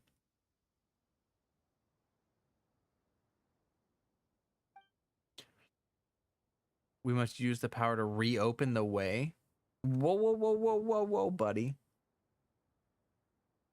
Wouldn't that just release them again? No. I mean, we must open the path to the sign. The way to the rift is in the earth was sealed long ago. It can never lead to the true darkness again. But that is exactly why the sealed off rift does indeed connect to the illusion of the abyss. We need only use the great songs of that thingy to stabilize and seal for the right. The great songs. They're the mightiest manifestations of Kavarina scattered throughout the world. We can use the great songs to initiate the rite. After that, we can open up a path to the darkness, just as legends hold that the first Vishnanapati and the Pari did. Okay. It's all well and good, but what will we do when we reach the sign? I do not know what happens after that. I've encountered legends that our first was lifted up into the heavens, where he used divine power, but that I feel is a myth. I believe that the envoys will have some way, since they can purify defiling impurities. They must also have some way to extinguish the sign. You got Sarush. Yes, I got Sarush. Did Sarush not also say that she wishes to imitate the sacrifice of Sumerg? The world is built upon conflict and sacrifice, after all. Well, that's what Sarush says, sure, but that's way too irresponsible of you. Don't fret. Before the necessity of any sacrifice can be ascertained, we must still bring the great songs together. At the moment, we have yet to even take the first step forward. Basically, only the Pari who has been chosen can touch the great songs, but our current envoy has yet to obtain that right. Is that so? For all that bluster, you really aren't all that, huh, Sarush? Paimon! It's not a competition, Paimon. We can have multiple flying companions. It's okay. You dare speak to me like that, pale floater? Well, Paimon isn't a pale floater. God, pale floater just makes me think of a poop. It just makes me think of a turd. And it's the most disturbing mental image I've ever. Only by obtaining the twin-horned chaplet may she become the Bloomguard. Being able to gather the power of Kavarina as such, she must first be acknowledged by Lady Zervan, the first Pari. She's a mighty Pari that once fought alongside of our ancestors, even said that she was the very first fairy Pari who fought alongside the ancient heroes. That elder of ours is utterly unreasonable. She refuses to acknowledge my dear's desire. I'm afraid there's nothing I can do about that. Still, even without the twin horn chaplet, my sacrifice will suffice. Of course, I do not intend to doubt your desire, but if you're unable to perform the rite, your wish will not be fulfilled. However, I do have a suggestion. Lady Sarush called you her Yasnapati, did she not? Why don't you go with her to the oasis? That is where Lady Zervan may be found. Perhaps the lady may yet change her mind should she see what we humans view Lady Sarush as. Okay. Why aren't you going? As for me, she would certainly look down on a bookish man like me, considering her many years of experience. If she looked upon me, I doubt she would ever change her mind again.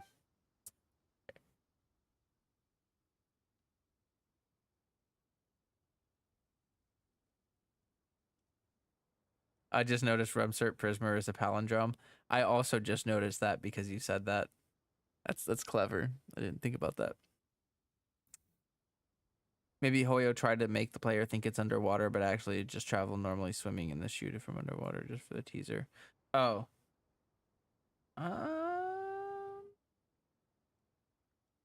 Maybe.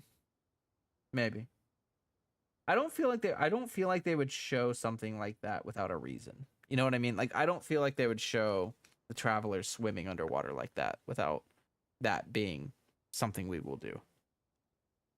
It could just be a cutscene. That's true, but it's like they show a pathway. Like, they show things that look like exploration mechanics. Diving function. Yeah. Yeah, like they show things that look like they will be underwater exploration mechanics.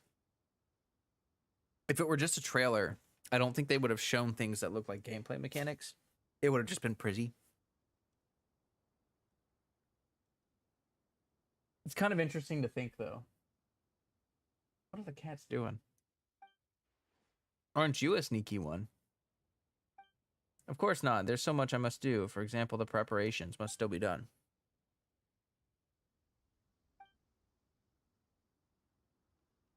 Okay. Okay. So we gotta go get the twin horn chaplet.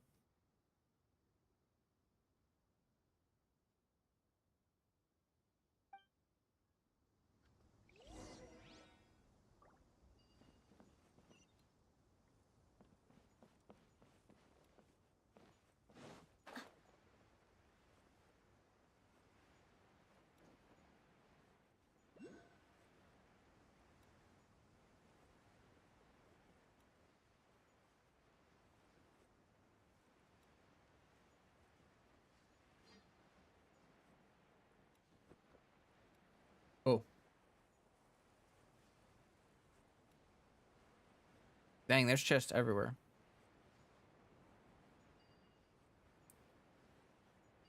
What? Oh. There's a Dendroculus right there. Can I do that? Can I just touch it? It seems like a bad idea. Getting close is creeping Paimon out. Do not drag me down.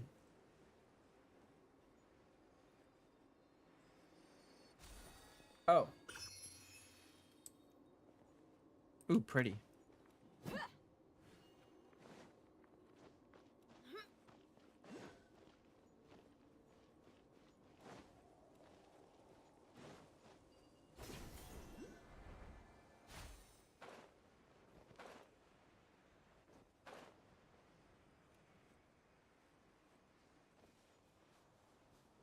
Doop doop doop doop doop doop doop doop doop doop doop. Hey now. The doctor will see you now. Oh, that sucked. Let me scry.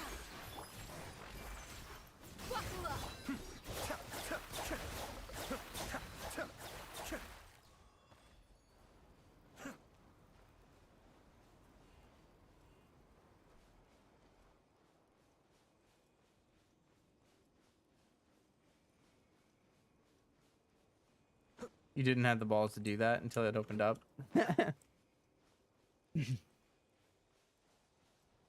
I just figured, like, if I started taking damage or something weird happened, I was just gonna teleport away. That was my thought process. Oh, what? Mind the side effects. Oh, that's kind of cool. They're like petrified. Also, he freaking ran away from me. What are you doing? Oh my god. Yes. Taking a turn for the better. The depths back. Let me scry. Fate is upon you. You're dead meat.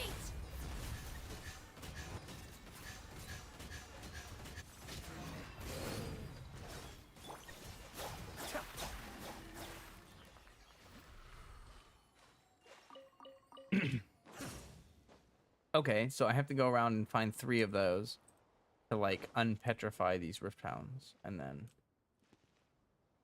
that looks sick though. That look cool though. Okay, I'm not gonna do it right now. I have responsibilities. I gotta go do the thing. Yes. Very nice. Yes. Very nice. Where am I going? Ah. She's shredded. Yeah. And I still don't even have her on that new set. She will be even more powerful if I can only, you know, get a decent set for her.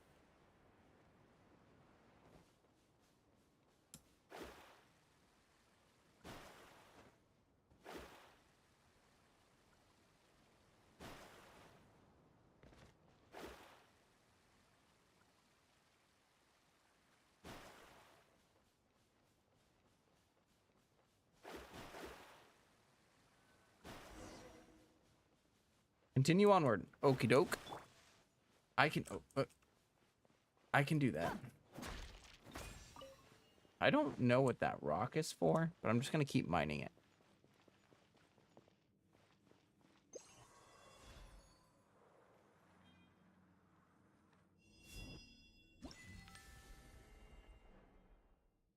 What? I don't. What? What? I don't know what the. What? Okay. Oh. Ha! That was kind of cool.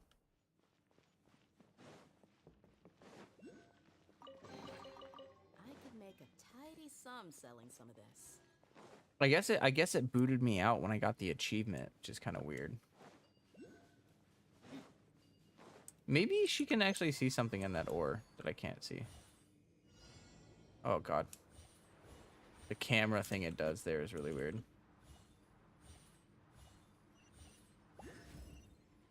What? Oh, okay.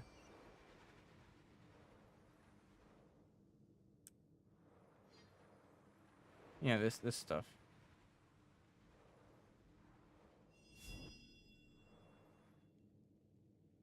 Oh.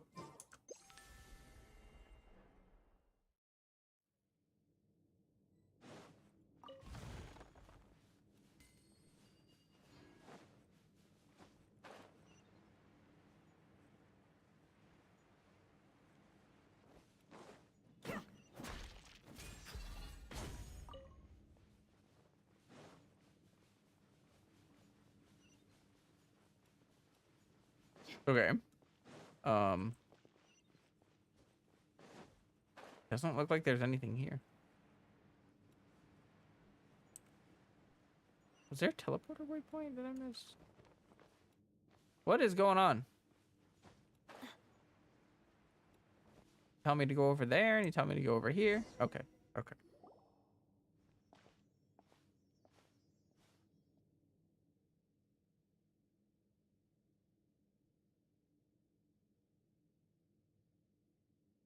Maybe we need those rocks in Fontaine. Oh, maybe.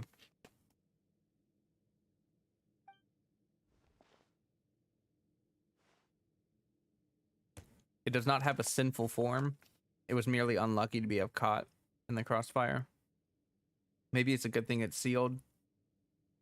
I'll protect you, Paimon. You two certainly look like you get along well. Of course, we're best friends. It's also said that even constant companions would fail to notice that the other was spirited away by a sprite. These stories are quite common too, yes? What are you talking about? I merely jest. If you are bosom buddies, then surely some idle jokes will not move you. We shall soon reach the oasis. Come with us. Holy typos, Batman.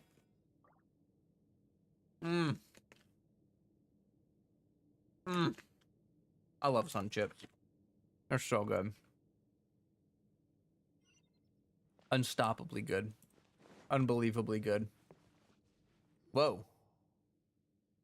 This is how they look now? Pathetic.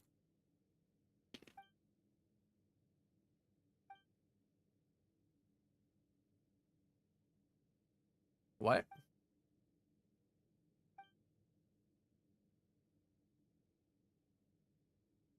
If we walk through it.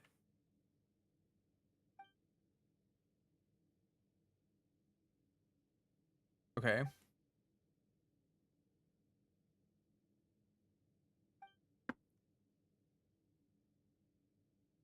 Okay.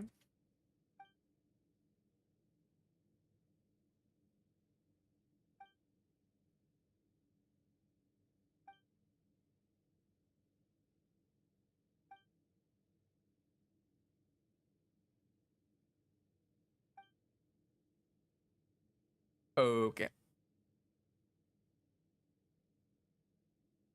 These Fravashi trees are pari that fought to the very end against the defilement. Using the last remnants of their power, they transformed into this state. They exhausted their strength to the point where they could no longer maintain their form. and rejected by the Oasis for being tainted. In ancient times, the Order of Skeptics would hold a ritual of purification for them, so to bring them all back to the Oasis. And nowadays, there remains no one in the Order of Skeptics who is able to perform the ritual. This only prolongs their suffering by keeping them alive. Judging by their current appearance, they seem to have nothing left but bitter memories. In a way, they have also fulfilled their mission, but it was all a meaningless act compared to a true sacrifice. We should help them. You can't? That makes you weak, pale floater. Being compassionate is indeed one of the great Simberg's noble qualities, but one cannot survive here with a kind heart.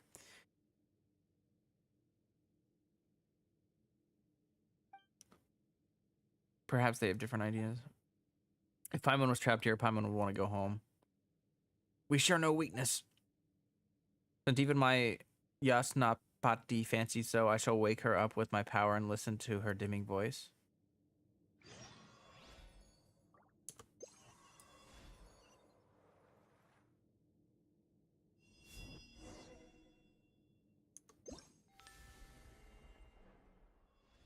Oh, that's so cute. Look at it. Oh my god, he's a little adorable little baby. Oh. First it's those huge dogs, and now it's those huge bugs. Help me bring whatever's been left behind here. Look for the residual Pari fragments.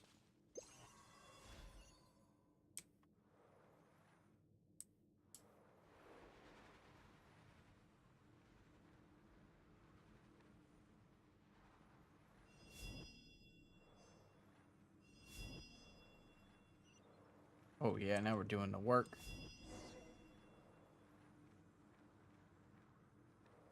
Can I talk to her as... No, okay. Woo! Finally, I can take a break. Something sparkly just floated out from the tree. It's some kind of fruit. Thinks to be something before is a plume of purifying light. How did these residual Puri turn into one of those? It seems that the obsession contained within has been cleared away. I'm not sure how that happened. Let's take it for now. It might be of use to us later.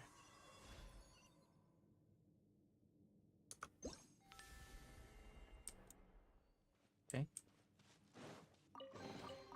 Well, how about that? Did I already get it? Did it already give it to me? I didn't see. Okay, well, I'm assuming it did. Lenovo laptop is good. Lenovo laptop keyboard is very bad. Yeah, laptop keyboards are such a pain in the butt to use, to be honest. A bitter pill to swallow. Delved into destiny. Like, I don't know who thought that they were a good idea, but they were wrong.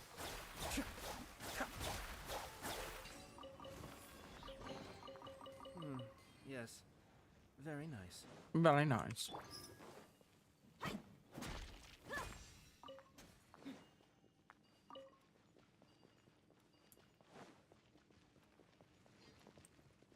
I see you digging. What you digging for, boy? What you digging for, boy? Look alive.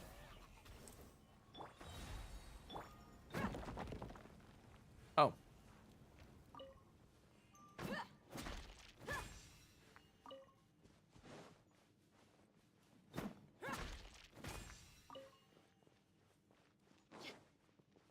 Oh, you're gonna clear it? Do it. That's kind of cool. Do it. I probably shouldn't get too distracted. Yeah, I should not.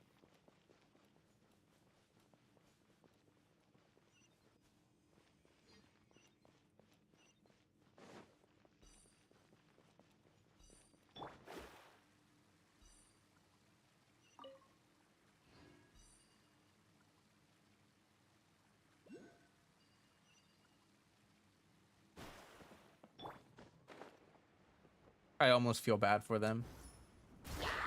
But then again, I don't. A bitter pill to swallow.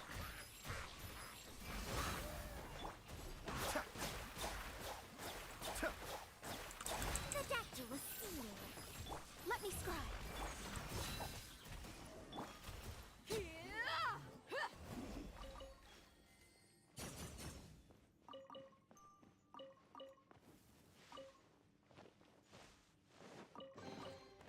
I tidy sum selling some of this.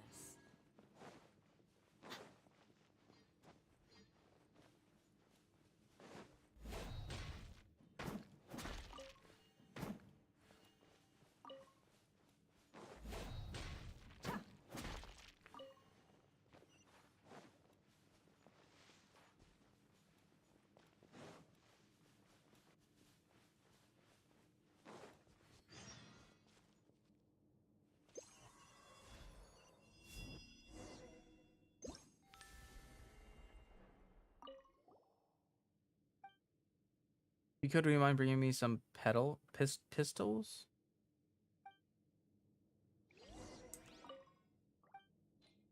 No, I don't have any of those.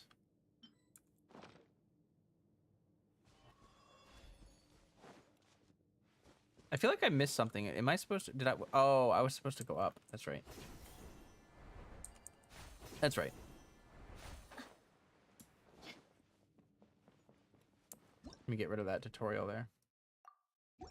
Oh, there's another one.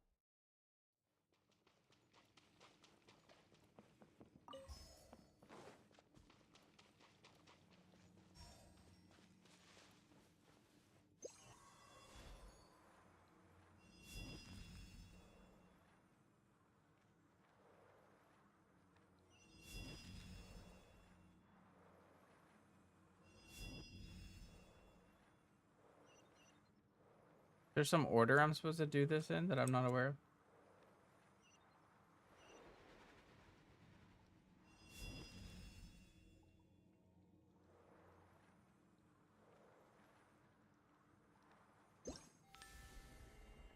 Oh, I get it. I get it. You have to use this to see the order. You got 1, 2, 3, 1. Oh, with how many blooms are on it? How do I tell which one is 1, which one's 2, and which one's 3?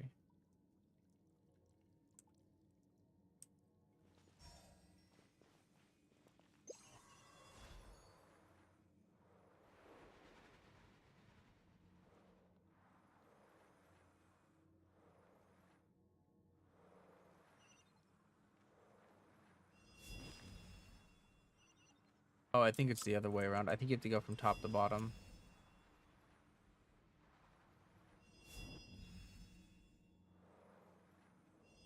Oh, wait a minute. They've got like little red leaves floating around them. Oh, I see it. Okay. Okay.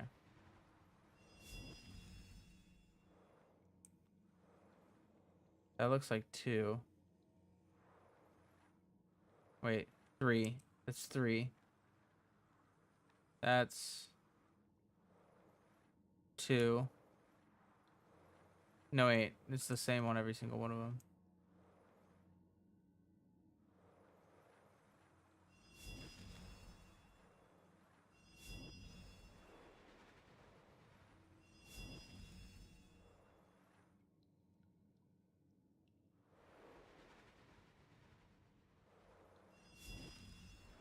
I'm just gonna keep guessing until I get it, I guess. I don't see any like clear indication.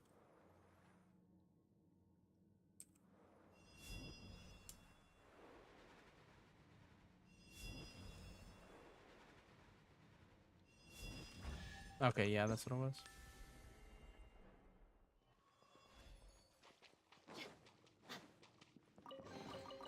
I call dibs.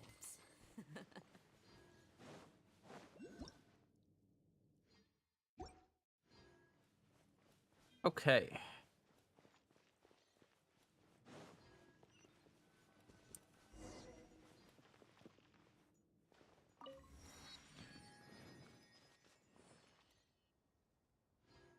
Okay.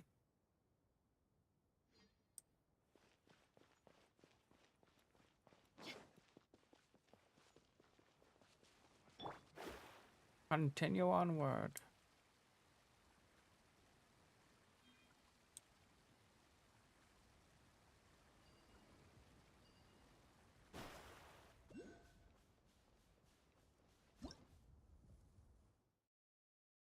Soul Bell.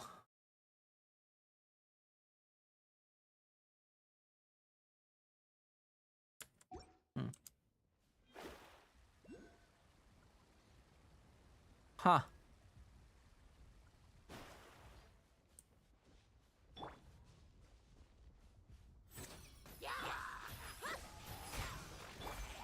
Buckle up. Buckle up indeed.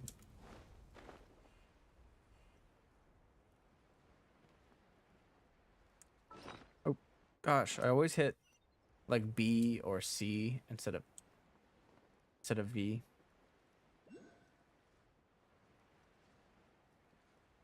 Yeah, I don't think we're gonna finish this.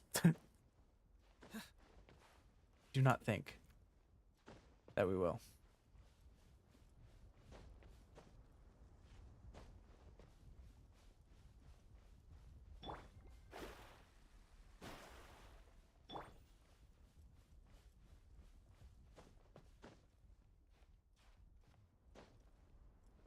What the?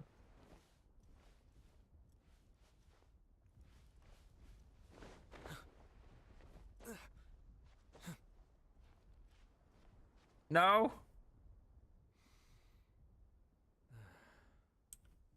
Opportunities to bask in the sunlight like this are few and far between. Well, that's just rude.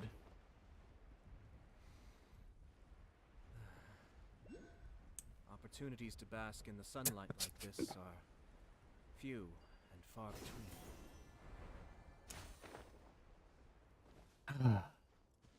Opportunities to bathe in the sunlight like this are few and far between.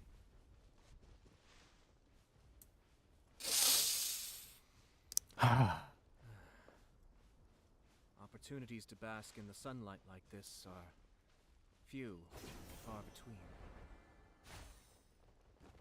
Why does he keep saying that? Paimon didn't think there'd be such a huge patch of green. A huge patch of green. We were just in the desert too. How strange. Impressive, is it not? It is our homeland after all. The homeland of the Pari. You know what? Paimon's not all that keen on going. Should you not be excited beyond words? Okay. That is the Harvey Spach. I can't, guys, I can't handle more proper nouns. The sacred form of the god that has granted us Pari life. It is not just some large stump. What's a god? Or that's a god? Well, we've seen other gods, and this is the first time we've seen one looking like that. That is because our god cannot be considered alive. 500 years ago, our great god gave all to quell the power of the disaster afflicting this place. But she was stained with corruption and could not be reborn into a purer plane. Thus, her divine consciousness continues to wander the mortal one. Our great god left us with the sanctified Amrita, and the Lord of Verdure caused the Harveys to grow from that, thus anchoring our god to this realm. The Voryuraksha oasis has been nourished by the Amrita, and even the Kavarina that defends us earth gains us its unending power by the grace of Amrita. But this god of yours doesn't look too well. She's been trying to hold out against the stuff coming out of that hole this entire time. Her power maintains the seal over the dark hollow. I feel that the emergence of this sign is due to the attraction of that evil power. If it were not for the presence of the god, the defilement surging forth from the hollow would have been infected the entire world, but it is also due to the performing this duty that the tree has deteriorated so much. I do not believe that I could ever bear to be reduced to such a state. That is why I must leave a legacy of heroism behind for all to remember before it does happen. Well, never mind that first. Let's go to this Zervon person, shall we? If we get the chaplet and fix the sky real quick, it might make your god feel a little better too. No climbing in the desert, just forget about it. Yeah, apparently. Apparently. Okay, guys, I think once we see the inside of this place, I think we'll probably do, start, you know, not doing more of this quest. Almost 3 hours. Seems like a pretty good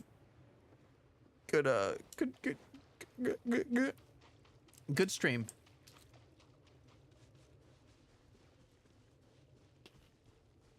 Start chatting. Yeah, we can chat a little bit. Although I'm having a really hard time not thinking about Tears of the Kingdom. So I'm not gonna lie, I love the little boys. Some people see a mushroom on a shroom boar and they think that it must be a mushroom. And some people see that there's a boar and think that it must be a boar. And some people see the meat underneath and they think that it's just meat. And while none of them are wrong, none of them are quite entirely right either.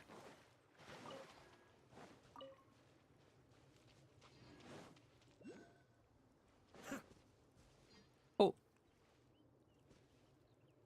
Oh, they're adorable.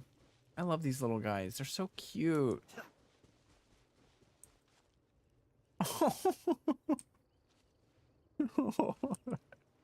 Oh. But I'm out of Honkai Star Rail stuff. Whatever shall I do if you go away? That is a troubling question, isn't it? If it isn't Sarush, such a rare guest. It has been a while. If you call me that, then you should follow Puri norms and cease consorting with these humans whose hearts are heavy with their ulterior motives. Ooh. Ooh. Ooh. Spicy. I haven't gone against our norms. I have only made contact with humanity to find a way to extinguish the sky fire. And is that why you have learned all that claptrap about sacrifice from the humans? We Peri care nothing for such foolishness. Isn't it our duty as Peri to sacrifice ourselves in the battle against the defiling impurity? Await the call of destiny, Sarush. Only humans rush in blindly. This destiny you speak of is a nebulous thing. I cannot simply be expected to sit and wait for it. And that is precisely the danger. The chaplet you seek contains the highest authority over Kavarina. In giving it to you, I may as well handing the power over to the untrustworthy humans. Can't you just have more faith in me? You two. Looks like we're being left out here, aren't we? Also, it seems like Sarush loses that cocky attitude of hers in front of Zervan. She's probably just fond of weird roleplay. Except she has hidden facets. That's a scary thought. Well then, little ones, you came with Sarush. Yes, this is not the place that ordinary humans may visit lightly. Let me see. Well, you certainly aren't from the Order of Skeptics. You seem to be outlanders. In a matter of courtesy, I suppose you two shall introduce yourselves first. I don't ask humans for their names often. Paimon's Paimon, Traveler, Adventurers. So you are travelers, yes. Now I do think I've seen a traveler much like you before. This is the forbidden land of the Puri, the paradise nourished by Amrita, the shrine of which pay reverence to our great god. Only heroes who have forged bonds with Puri and pilgrims who have come to genuflect before our god may enter. I shall take it that you are Sarush's companions, then. Hee. It has been several hundred years since humans last visited our sea of flowers. That said, aren't there a ton of skeptics living outside in the desert? Don't they know how to enter? Ha! I shall not permit such discourteous folk to enter our hidden realm. In the past, we Puri did indeed fight alongside their ancestors. We even lived here together. But many years have passed, and folly has grown strong amongst them. Even the traditional rites have become utterly forgotten. None living... I forgot to turn my music back on, didn't I? Why did I turn it off? Why did I do that? Anyone know? Anyone remember? I don't know why I did that. Doing the event. I'm doing the quest. Many years have passed and folly has grown strong amounts. Okay. They should have been the ones that conduct the rite for the tree that suppresses the dark hollow. Yes, the deterioration of the tree cannot be avoided, but if they had not neglected the rite, the terrifying sign would not have appeared so soon. But human tradition is unreliable in this fashion. Compared to them, you outlanders, blank slates as you are, certainly seem more dependable. I would guess that you are here to sign about the sign in the sky. I doubt that anyone would notice our little nook if not for this great crisis. We were commissioned to deal with the large hole. Oh my, oh my. So it is as I guessed. It seems that even after so long, this short-lived race is as short-sighted as ever. Still, if it were not that way, would you ever need us, Pari, to act on your behalf? Looks like Pari are just nasty as whole. Regardless, since human heroes have again graced our secret gardens, it seems the gears of destiny have begun to turn once more. And you seem to be an interesting human too. It takes me back. Once upon a time, I too traveled alongside humans, as curious as you to quell a calamity. Perhaps you might equal their great deeds. Well, then it's decided I shall give you a chance. The two of you certainly seem more trustworthy than a blind of foolish skeptics. Wow, that was easy. You've eaten mac and cheese. Oh, that sounds good. Why are you making me crave food? Well, as for that, you don't know where the Raj, Nu, and Mahir are, right? Go bring them here and they should be able to enjoy the booty soup.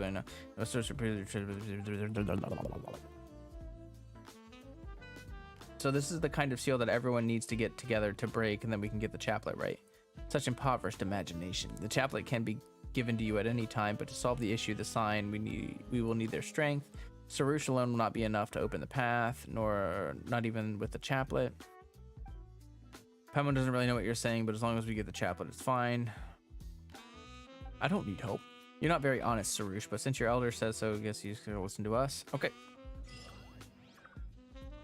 We did it. Pretty. Oh, the last time we convened was many years ago now. I know not if they are still as they were before. I kind of like that the way the Pari talk. They talk like they're important, you know? They're like, I know not of what you speak. Hear ye. Declarations from here on in shall be redirected, therefore, to, and I... Yeah, whatever, I don't know. I'm just... Okay. Forthwith and whatnot, you know? Okay. Well, that was good. We did learn some lore. We learned that Conria did the thing, and then the Great Tree basically, like, they punched a hole in the universe, and then the Great Tree was like, nah, and plugged it. But there's still evil poop leaking through. I get about that right? I get that right? I still feel like the Pari look like Sealy. But I don't think they are. They just look like them.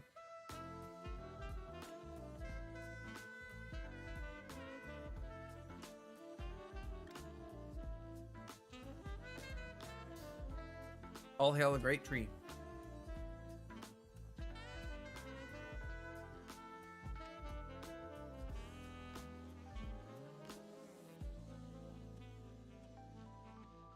That's what I was thinking about, Prismer.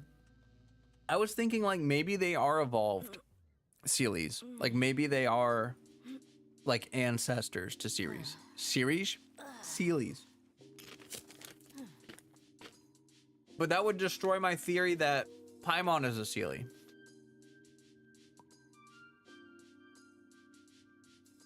Chips that let you taste. Yeah, these I love sun chips. They're so good.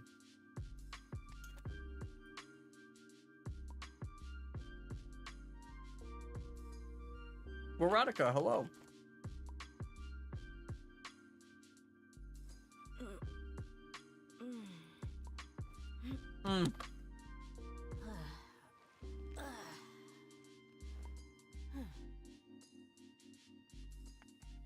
Okay, this Sunday,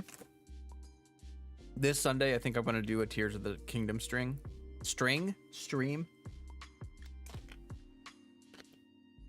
But joins live stream, sees Flo eating chips. You join just to see me eating chips. Sealy Archon. Well, I just like Paimon. That's one of the popular theories about Paimon, is that she's a Sealy, because because she you know, she guides us around. She has knowledge of Teyvat, even though, like, why would she have knowledge of Teyvat? You know. What is that? You've still yet to touch all the towers. Oh, you mean the are you talking about Tears of the Kingdom? Looks good. What's that? These are sun chips. This is product placement. They're garden salsa variety. So they taste like heaven. They're so good. I am missing one Skywatch tower in Tears of the Kingdom, not Tales of the Kingdom. Although I guess it is also Tales of the Kingdom. But I'm missing one. I haven't gotten the there's a Skywatch tower in the Gerudo Desert.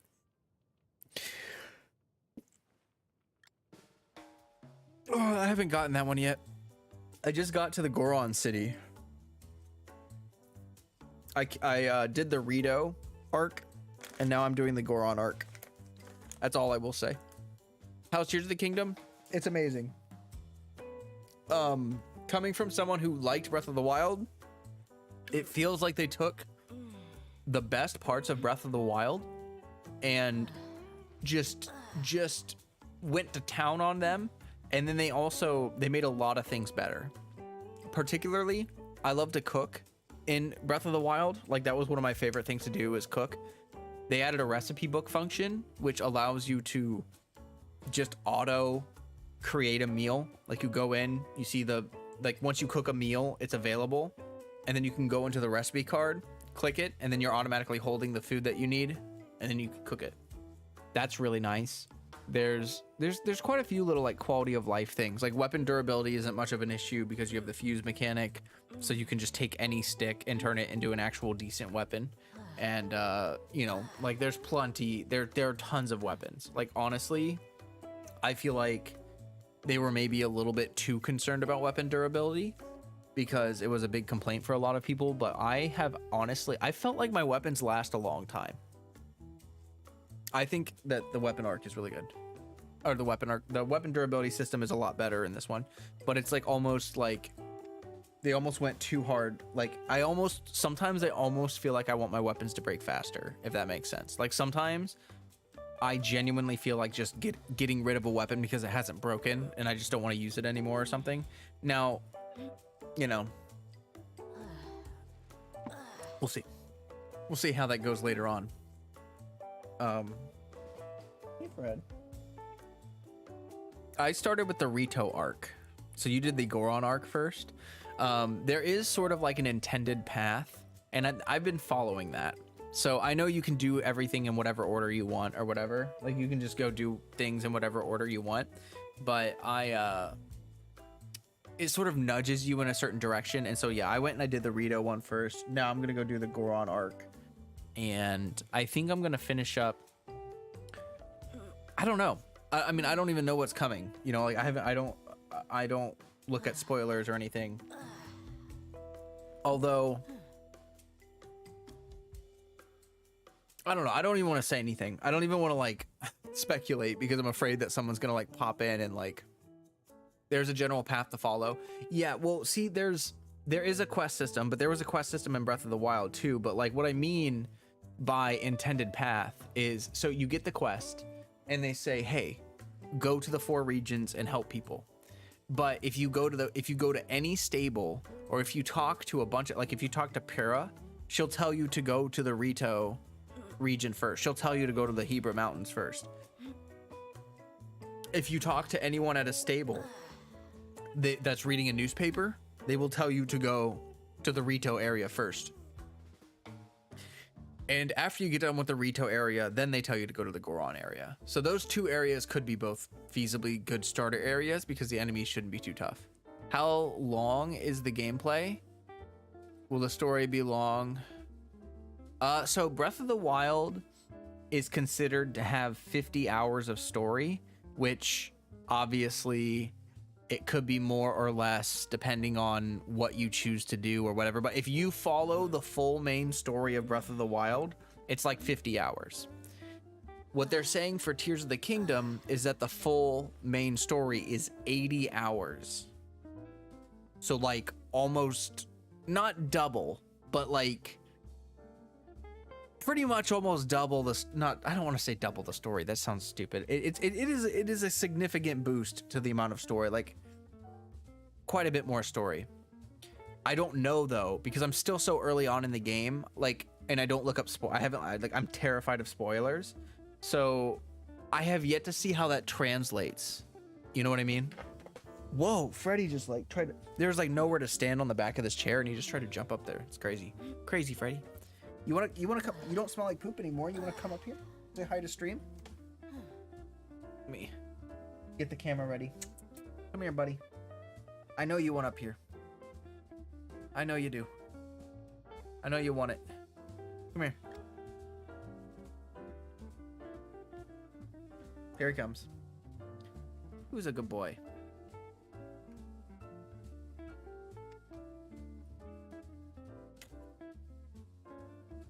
I just had to move my chips. So, oh.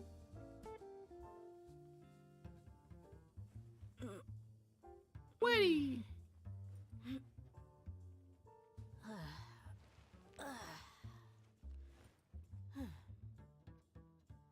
Freddy smells chips. No, I think he wanted some pets. I think he wanted some pets. How about the game size though? Oh, I don't know how many gigabytes it is or whatever. It'd be hard to tell anyway because Genshin is higher resolution than Tears of the Kingdom. So if you compare Tears of the Kingdom to Genshin is probably in terms of storage, the game is probably very small compared to Genshin. But yeah, I bought the physical version, so the game size wouldn't be. Yeah, I also bought the physical version. Like for something like Tears of the Kingdom, like I'm definitely getting a physical copy. Like according to a Google search, it's 16.3 gigabytes. Isn't that crazy though? Isn't that kind of insane that all of Tears of the Kingdom is like 16 gigabytes? And then you've got like Red Dead Redemption, which is like 100 and what? How many gigabytes is? Look up Red Dead 2. I would look up Red Dead 2, but I've got a cat licking my fingers. You have a cat on your lap right now? But I want to know how much is Red Dead 2? I think that one's like over 100 gigabytes. Red Dead 2 is probably like 150 gigabytes or some crap like that.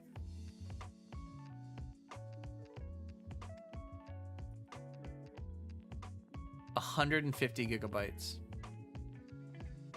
I was pretty spot on with my guess. Yeah, that's insane. That is literally like 10 times, like almost 10 times the size. And yet Tears of the Kingdom, I would say in terms of scale, like don't get me wrong, Red Dead 2 is a massive game. Like Red Dead 2 is freaking massive.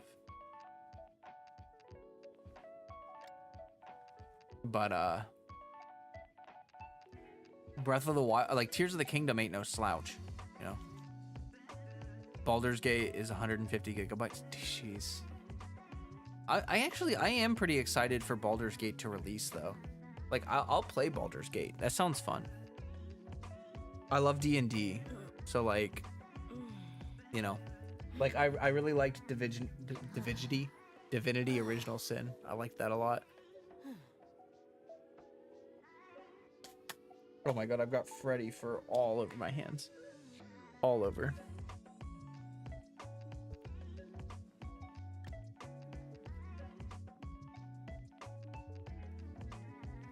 Around 80-ish. Oh, okay. That's way less than, yeah. But still, I mean, that's still a lot, you know. Baldur's Gate 2 was like 20 years ago. Yeah, exactly. Baldur's Gate 3 looks really good. It looks good. I like Divinity Original Sin. I like games like that. I'm not a huge isometric fan, but for games like that are like Divinity. Oh my god, my nose, it's just so bad. I got like cat hair everywhere.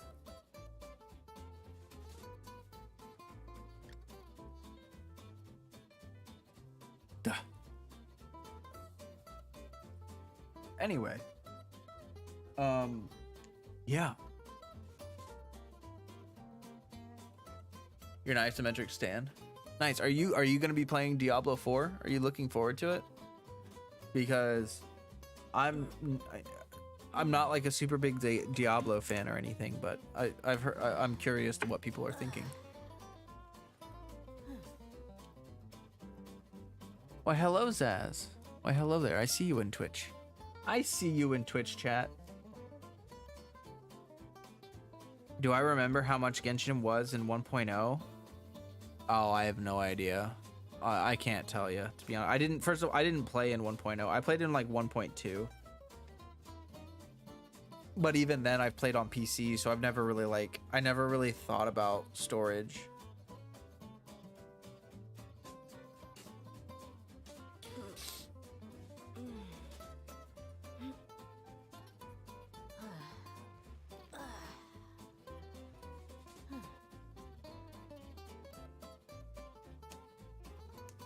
You just found out. Now that I am very interested. Wait, you just found out what? About Baldur's Gate? Were you not aware of Baldur's Gate 3?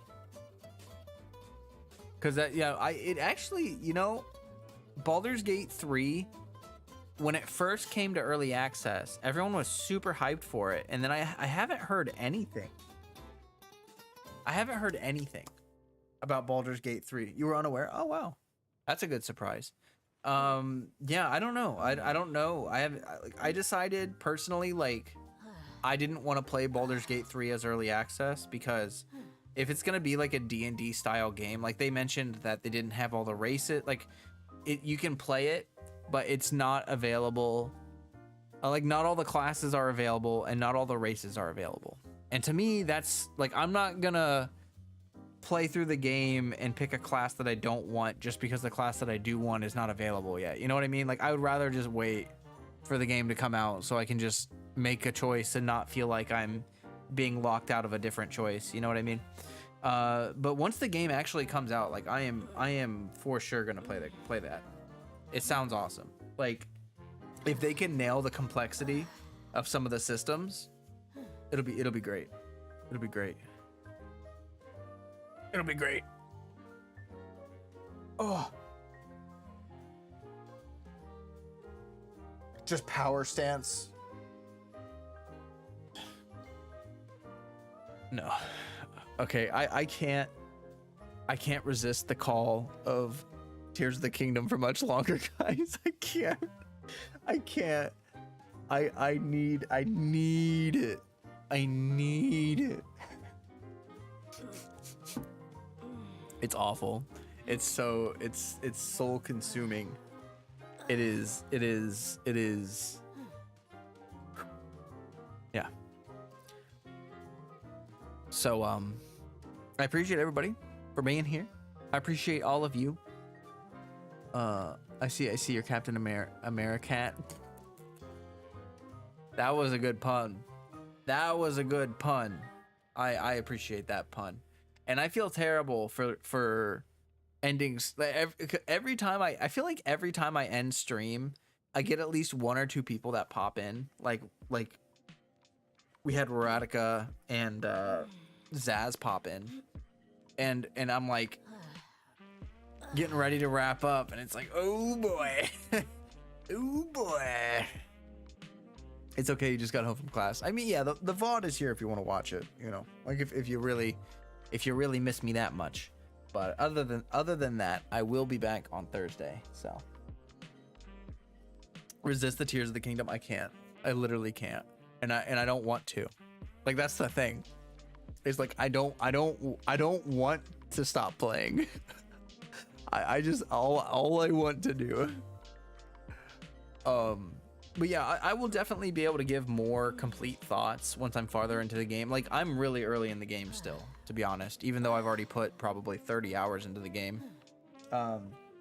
It's just like I'm a slow burner for these kind of games. Like I like to just take my time and really experience everything. Oh, Freddy just farted. Ah, jeez. Oh.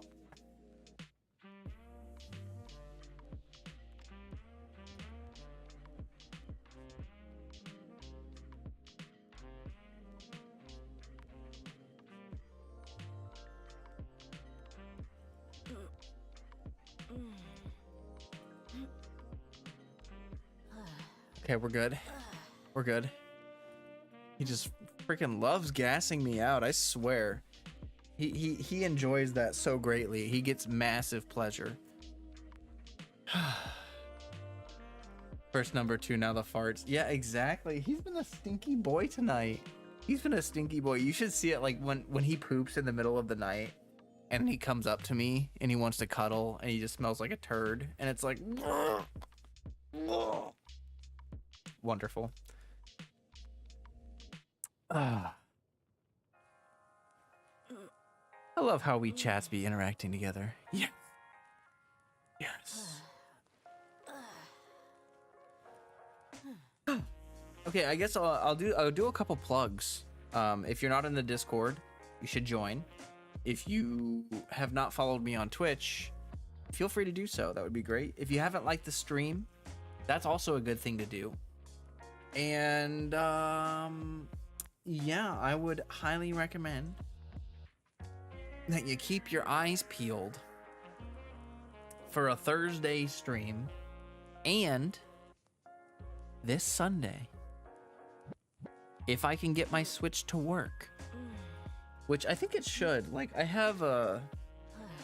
Where did it go? I haven't used it forever.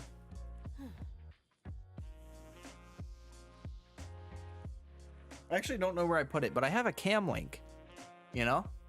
And so, like, if I have a cam link and my roommate has a dock for the Switch and stuff and I can use that, then I should be able to stream Tears of the Kingdom. Should be able to. Your cat isn't particularly stinky. You recommend Purina? It's like, I think Freddy has cat irritable bowel syndrome. Like,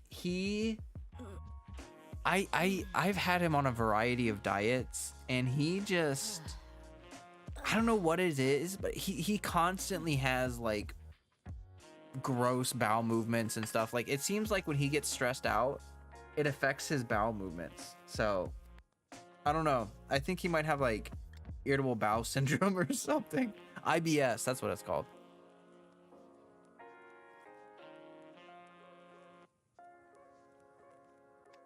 You be job searching now that you're done with college? Oh, wow. Well, congratulations being done with college. That's that was a pretty good feeling. I feel like when you're done with school, like actually done with school, it feels great. I like not having to go to classes. I enjoy that. It feels good. And now the real grind begins. Exactly. Exactly.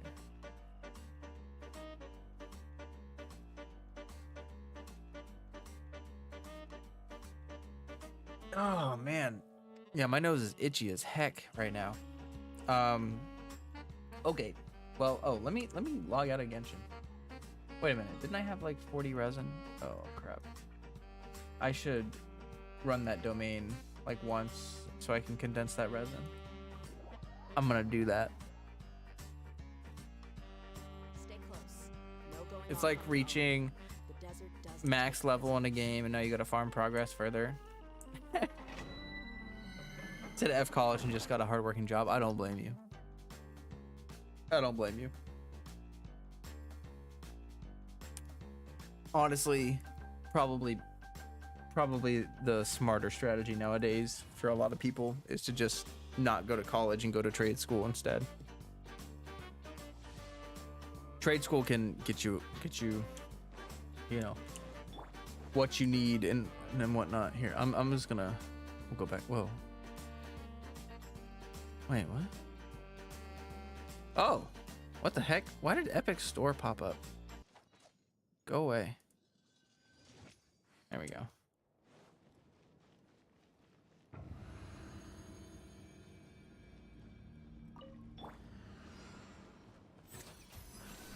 Remember, health comes first.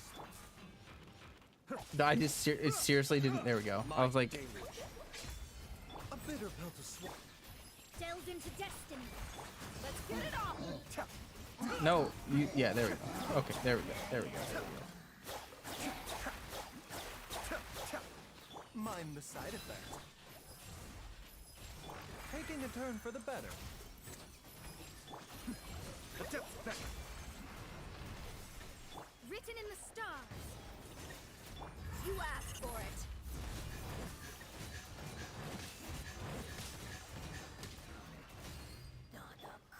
I still feel like these guys have just way too much health.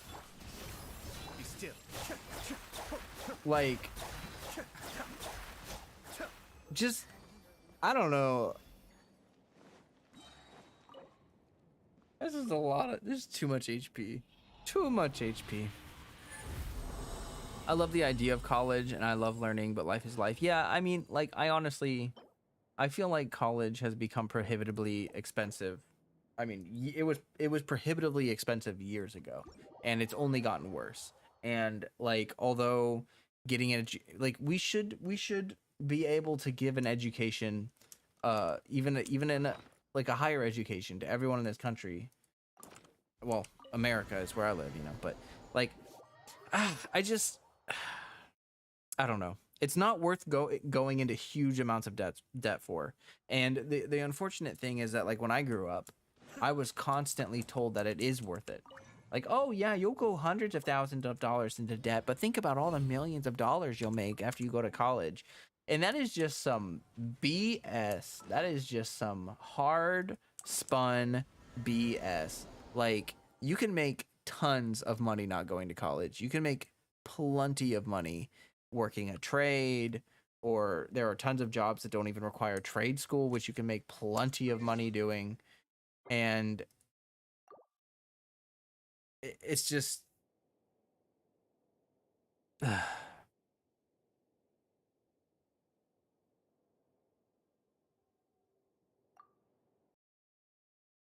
I do have a lot of issues with the higher education system. I have a lot of issues with the education system in general, but specifically the higher education system, because I wanted to be a teacher.